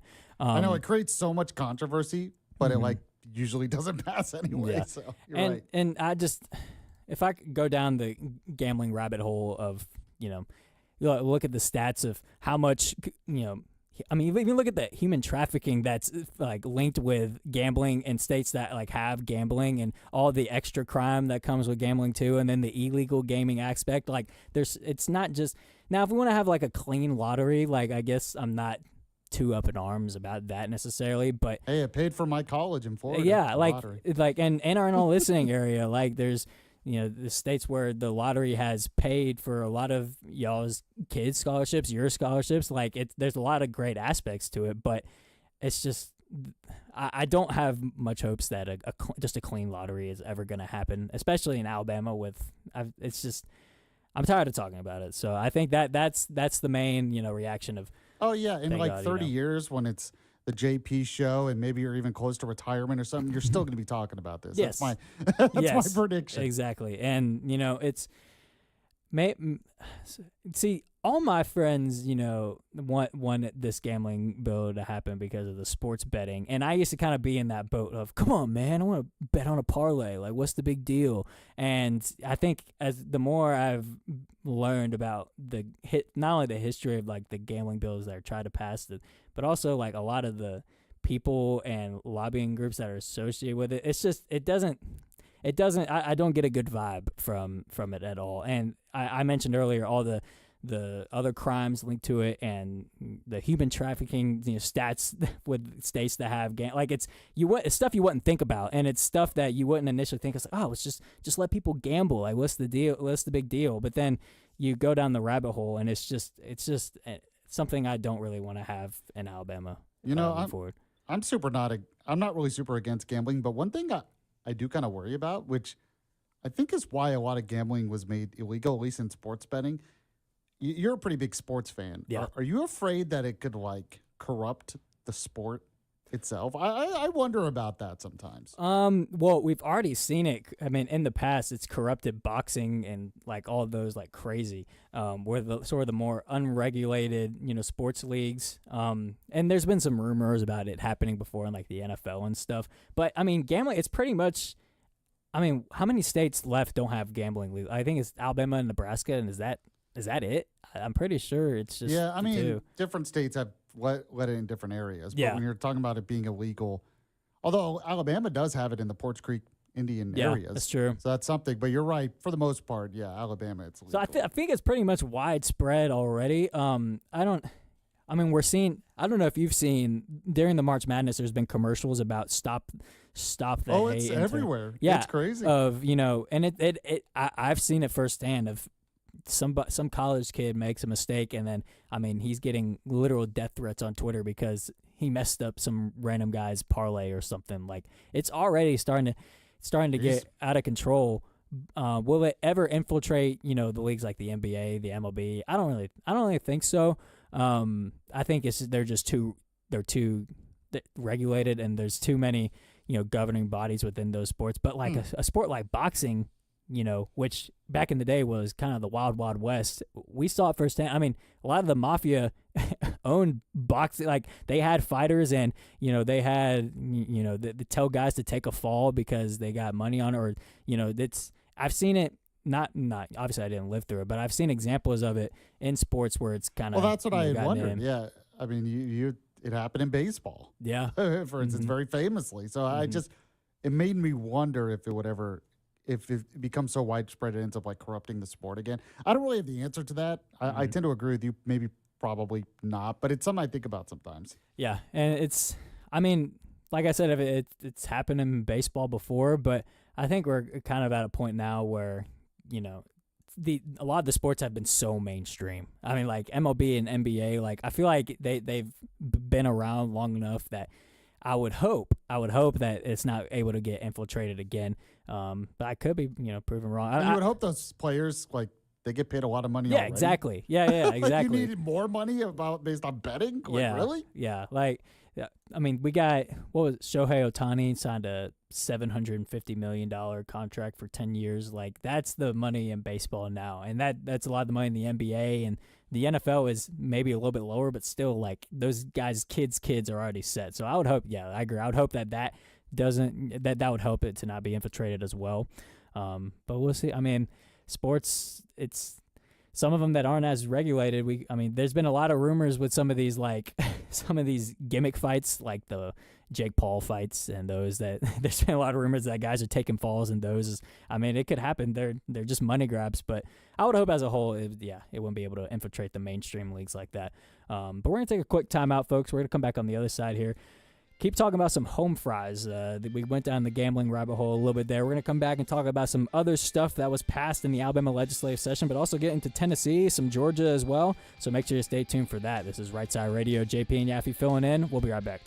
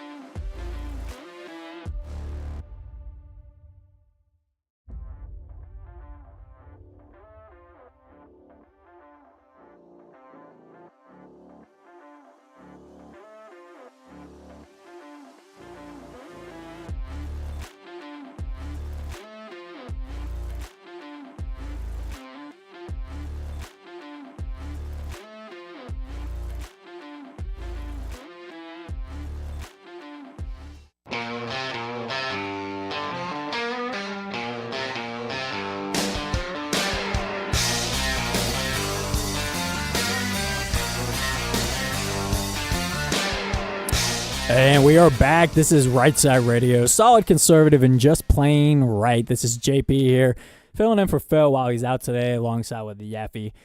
We have some texts that came in, by the way. 833-687-4448 is the text line number. Let us know your thoughts.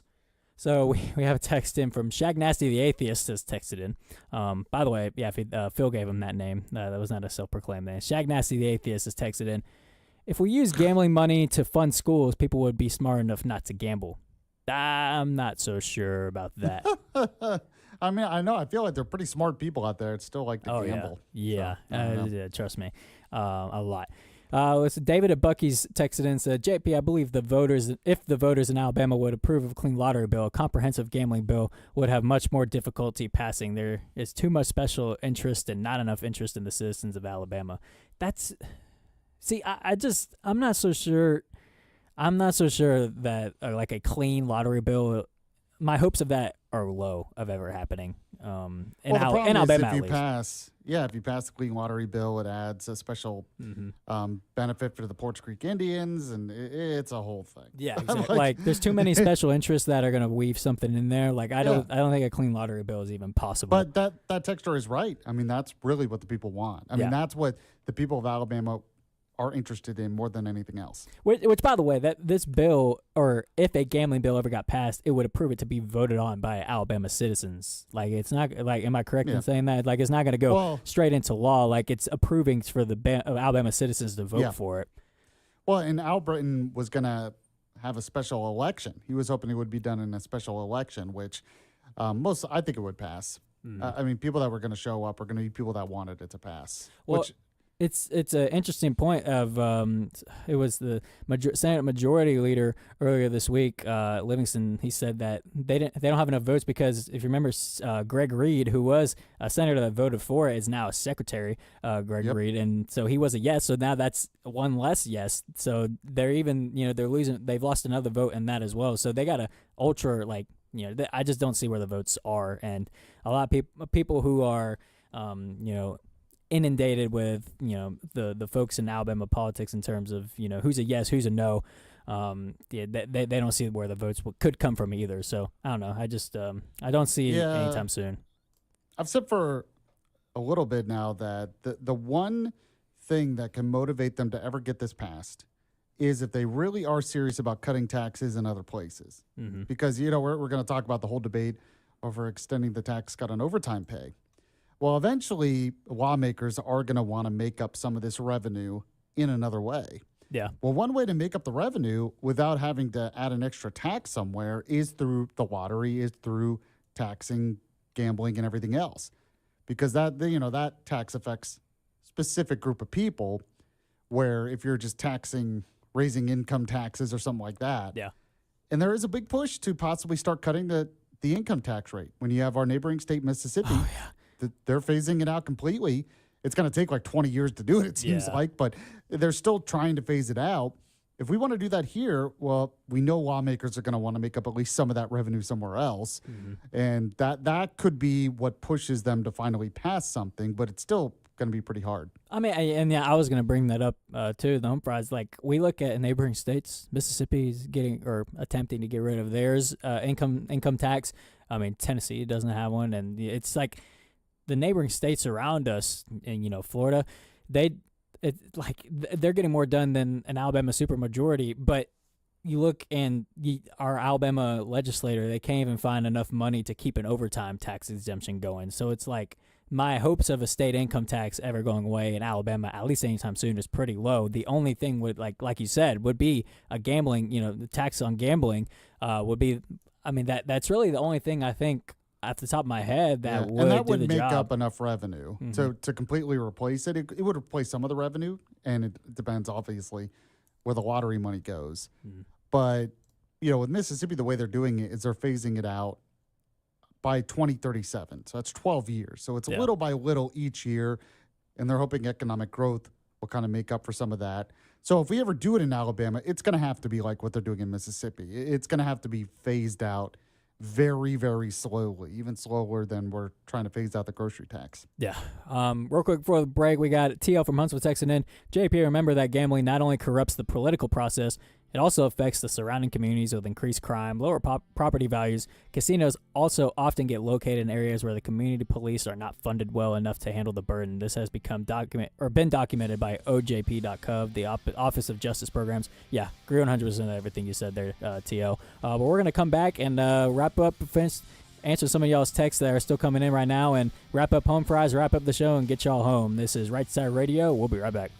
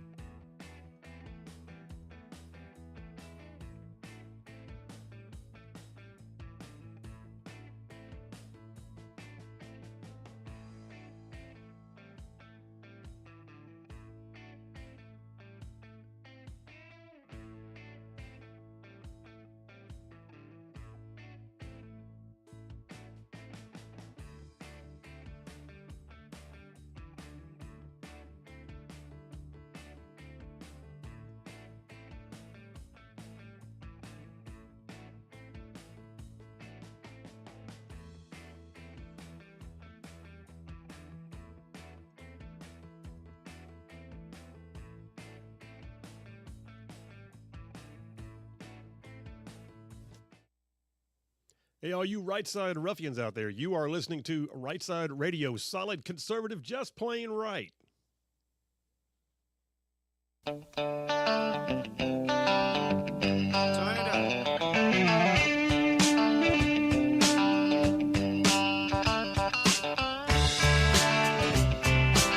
And we are back. This is Rightside Radio, solid conservative and just plain right. This is JP here filling in for Phil while he is out, and Yaffe alongside me as well. So we've been in the topic of home fries here, talking about some local legislative sessions and what they got going on. What are they actually achieving here? Sorry there, I feel the wind blew in the window and scared me there. I knocked over a sign right next to me. What was going on? Tornadoes already coming over. Yeah, that was knocked over a sign right here. It scared the crap out of me. So we got, we've been talking about Alabama, and we talked about gambling there for several segments. I opened it up. I talked about some of the stuff that they've passed that I have not been a big fan of, like the Glock switch ban, the ADVA restructuring bill, the no overtime tax exemption. It looks like the clock's ticking for them to, extend that. The deadline for that, the session ends May 15th. If they don't extend it, it expires June 30th. But they did pass the What is a Woman Act, which to me is kind of low-hanging fruit. Like, it's great. It should have been done years ago. So props to them for doing that. I also mentioned about the House approved a grocery tax cut, which is good, but it's kind of already going to happen anyways. But let's look to Tennessee, also in our listening area. They passed the Education Freedom Act of 2025, so their school choice bill has passed. So props to that. I think that's one of the few things that Alabama actually, beat Tennessee on, legislatively. Yeah. I'll tell you what, there are a lot of conservatives in Tennessee who were not huge fans of this school choice bill. Conservatives pretty split on it. I tend to be of the opinion that it was better than nothing, that it was a good start, but there definitely needs to be more that happens in the future. So what was it that conservatives were having issues with on the bill specifically? Well, one was the funding, because they added a bunch of extra funding. It was almost like a bribe to the teachers union to give teachers a raise. They added some extra funding there. It wasn't really universal school choice, still pretty limited. And, there are some conservatives that just don't like the idea of the government getting involved in private schools. That's how they see it. Now, I think that you can have protections on the other end and protect the private schools while also allowing more students to go to the private schools. Yeah. I think, listen, I'm a big school choice, but I think the Choose Act in Alabama has been great, and I'm very much a pro school choice guy. But I'm glad to see Tennessee pass it. But that's interesting. I wasn't aware that there was a split there amongst conservatives. It makes sense. From what you said, it'd be kind of concerning for some conservatives up there. But props to Tennessee for getting that passed, though. They also passed us out some Helene rebuilding, $450 million to rebuild for. That was the low-hanging fruit too. Yeah, it was. Yeah, they got a bill up to end the grocery tax up there. They also, I saw this is they instituted an immigration enforcement division within Tennessee, which I'm not sure if obviously Alabama is complying with it, but I'm not aware of. I think this is one of the first ones I've seen create a whole enforcement division specifically for immigration within the state of Tennessee, and it was obviously disputed from the other side of the aisle. It did not pass very easily, but they were able to get that passed within this legislative session up there. And we mentioned Tennessee phasing out the income tax, which I think that's Mississippi. Well, yeah. Sorry, shifting over to Mississippi here. The ending, shifting or phasing out the income tax. Tennessee doesn't have a state income tax. Yeah, they haven't had. Yeah, but with Mississippi doing that, I don't know. Yeah, Yaffe, tell me if I'm wrong with this. And we talked about it earlier about how, this is not like an immediate end. They're gonna have to phase it out. And if Alabama were to do the same, it would have, or were to eliminate the state income tax, it'd probably have to do the same. Call me crazy. I feel like Alabama's economy is in a much better place than Mississippi's is. Just simply alone from what's in Huntsville, and throughout the whole state as well. Not just Huntsville.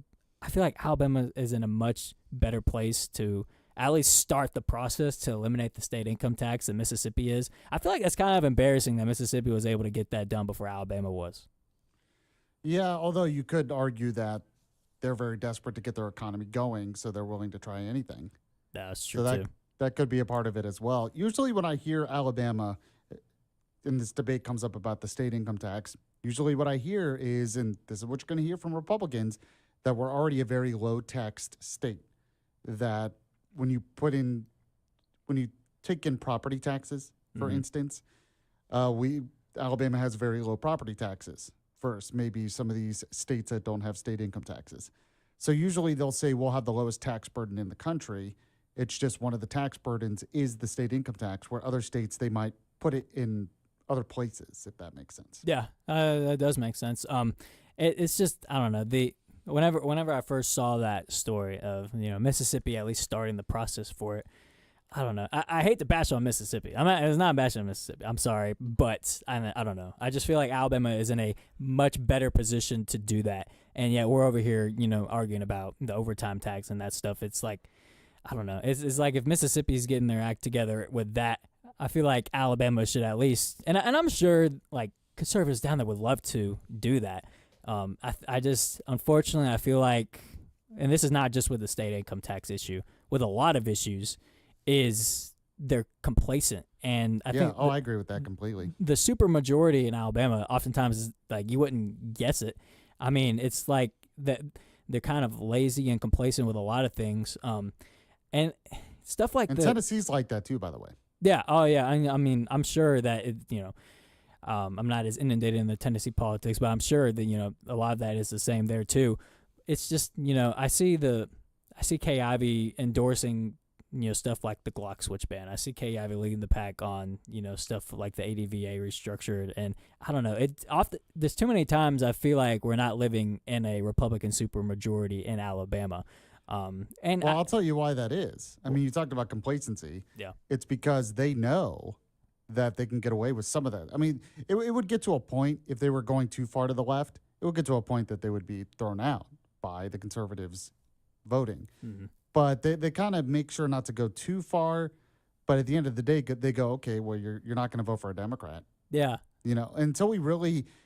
Until voters in this state, in Alabama, really get focused on primaries. And if they don't like what somebody's doing, they can primary them out.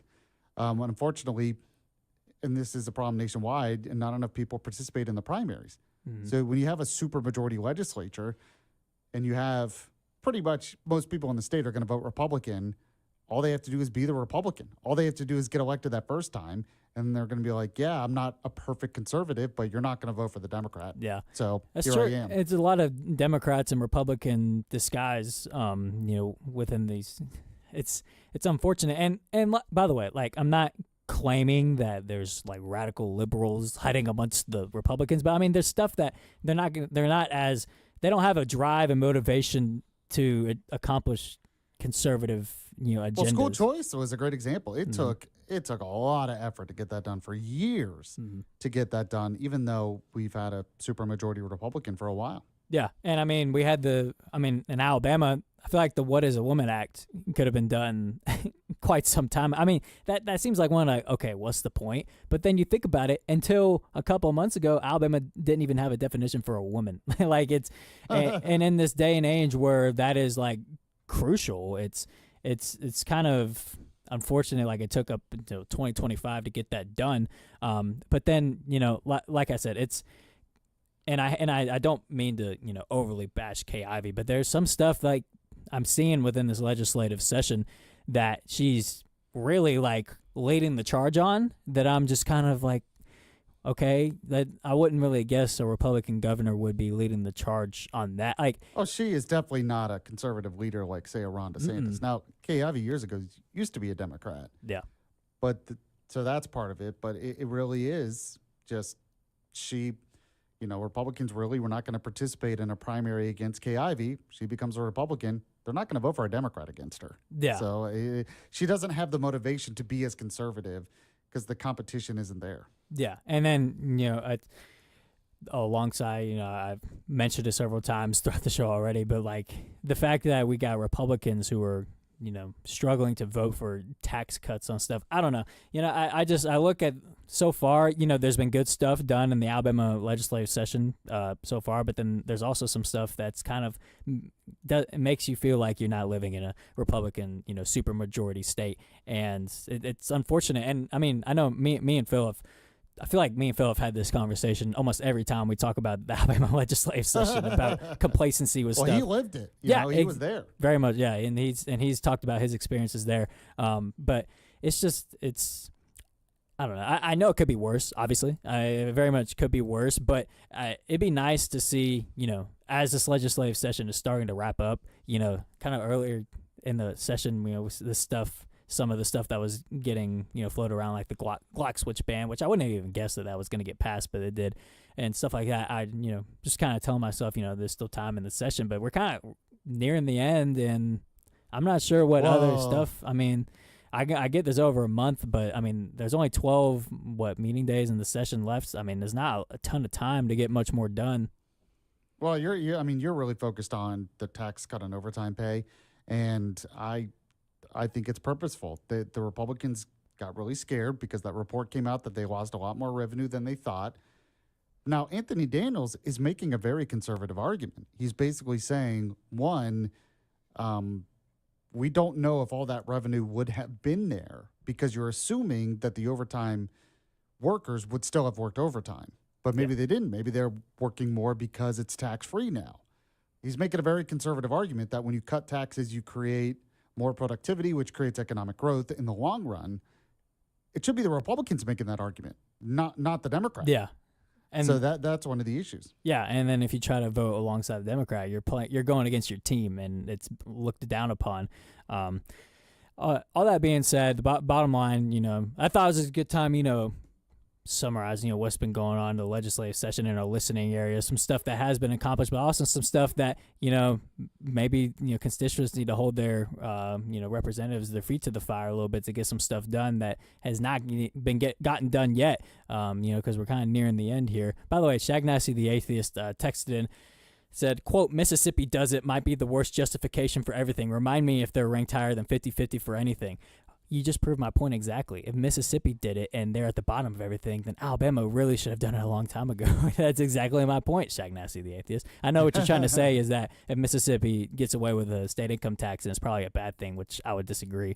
I mean, look, Florida doesn't have it, and they're, a booming economy. And look, it's, that was my whole point, Shagnasty. Mississippi is like at the bottom of everything. So if they can do it, surely the Alabama supermajority with a much better economy can get it done as well. But anyways, hey folks, we're going to take a quick time out. We're going to come back on the other side here, wrap up the show, send y'all home here on this thankful Thursday. But this is JP filling in for Phil. We'll be right back.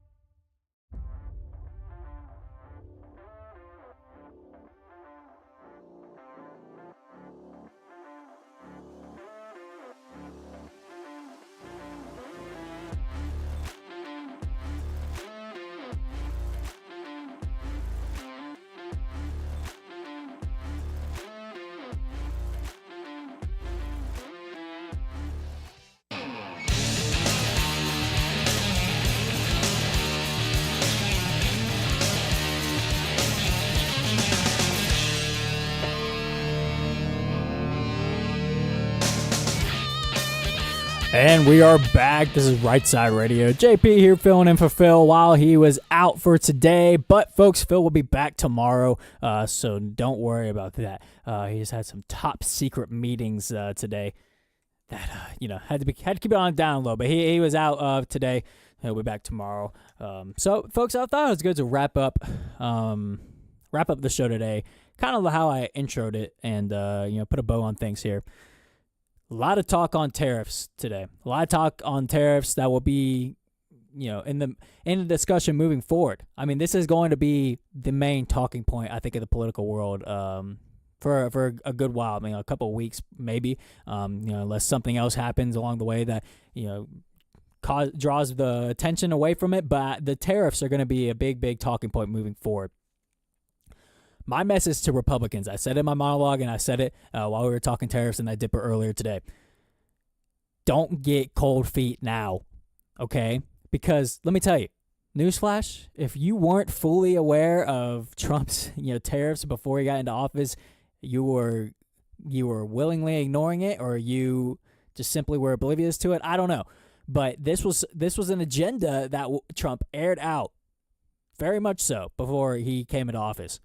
Raise your hand, folks, who voted for Trump knowing that these tariffs were not only just a possibility, but a likely. I did. That's me. And yes, I'm fully aware that tariffs are going to temporarily raise prices. I'm not an idiot. I'm fully aware tariffs are a tax on consumers. I'm fully aware that it's going to cause the stock market to take a dip at first. I'm fully aware of all that, okay? Don't listen to the Democrats' fear-mongering for the short term. The short term is real. It's there. And we've already seen a little bit of the market has gone down a bit. Okay, that's all there. Prices will go up temporarily, coming up soon. Look at the long-term goals of what Trump is trying to achieve with these tariffs. And don't get caught up in the short term. It's going to be a bumpy ride, okay? But let me tell you something. Change that needs to happen is not comfortable. It's not comfortable, okay? Too far, for too long, we had presidents that kicked the can down the road and let the trade deficits get out of hand. We got taken advantage of too much. And I'm not saying trade deficits are always a bad thing, okay? I'm not stupid. They're not, okay? But look at the tariffs that are on us versus the tariffs that we have on them. It's night and day. And even with these reciprocal tariffs, that gap is still large. That is bringing the tariffs like to maybe half of what a lot of these countries are already tariffing us, okay? So even with these reciprocal tariffs, it's night and day. Like, we're getting tariffed way more. And this is going to bring jobs to America, manufacturing to America. America's going to be a producer again instead of just mainly a consumer. Our borders are going to get stronger because this was a negotiating tactic with Mexico and Canada to get their act together with the border. You got to put as much work into securing our shared border as we are. So bottom line, folks, do not get cold feet now. Don't do it now. We've been absolutely winning for 73 days with everything. Doge, the military, the border, everything. Trump has been absolutely dominating. I don't have a reason to not trust what Trump is doing already, so why would this be any different, okay? All the stuff that he's done already has been just as if not more radical than, and I get it that tariffs have not worked in the past when they weren't used in the right way. And I get that. I get how they've hurt the economy in the past. But right now, and I'm not a big tariff guy normally, but if we can achieve what Trump's wanting to achieve with these tariffs as a negotiating tactic, the long-term effects of it are going to be substantial. They're going to help America tremendously, and it's going to last a lot longer than Trump's presidency, I'll tell you that. So it takes Trump to have somebody like Trump to have the guts to do something as drastic and bold as that. It's going to be a bumpy road for a little bit, perhaps, unless we see countries start to fold, like Canada and Mexico already starting to fold a little bit with these tariffs. Then maybe the tariffs can come off, and maybe things will get a little bit better. But what I'm trying to say is, do not get caught up in the short term. Look at the long-term thinking. Look at what Trump's trying to achieve long-term. And if you're on Team Trump, and if you're a Republican, I hate doing, team politics or whatever, but the bottom line is you got to buy into what Trump's doing if you want change in America. He was voted to do this. So that will be my message to Republicans. Do not get cold feet now, okay? Just you have to trust what Trump is doing because he's not giving you a reason this far to not trust him. He's been absolutely dominating. John from Huntsville has the grades in, by the way. He says JP gets an A++ for his spectacular performance, which means today's winner with a perfect A triple plus is obviously Yaffe, the voice of reason, because I gave him massive extra credit points for not irritating me like Dale Jackson always does. Congratulations. Keep up the good work. Well, I know if Yaffe was still here, he would greatly appreciate that. And I appreciate the A double plus as well. Well, folks, appreciate you guys tuning into today's show with Phil out. Greatly appreciate you guys sticking around and dealing with me today. Always have the honor to fill in whenever need be. We have a great audience here at Rightside Radio. And guys, on this Thankful Thursday, find something to be thankful for today. If you don't have something that you're thankful for, then you're not looking hard enough. Find something to be thankful for, whether it's, this weather that we're having right now. With a lot of folks the last couple of days lost everything they have to tornadoes, and last night even. I mean, wicked tornadoes in Tennessee, Arkansas. And if you weren't affected by that, that's something to be thankful for right there. And everything you have is a blessing. So on this Thankful Thursday, try to be extra thankful. And tomorrow, like I said, Phil will be back here, same time, same channel, Rightside Radio. Appreciate you guys listening, and we'll see you tomorrow.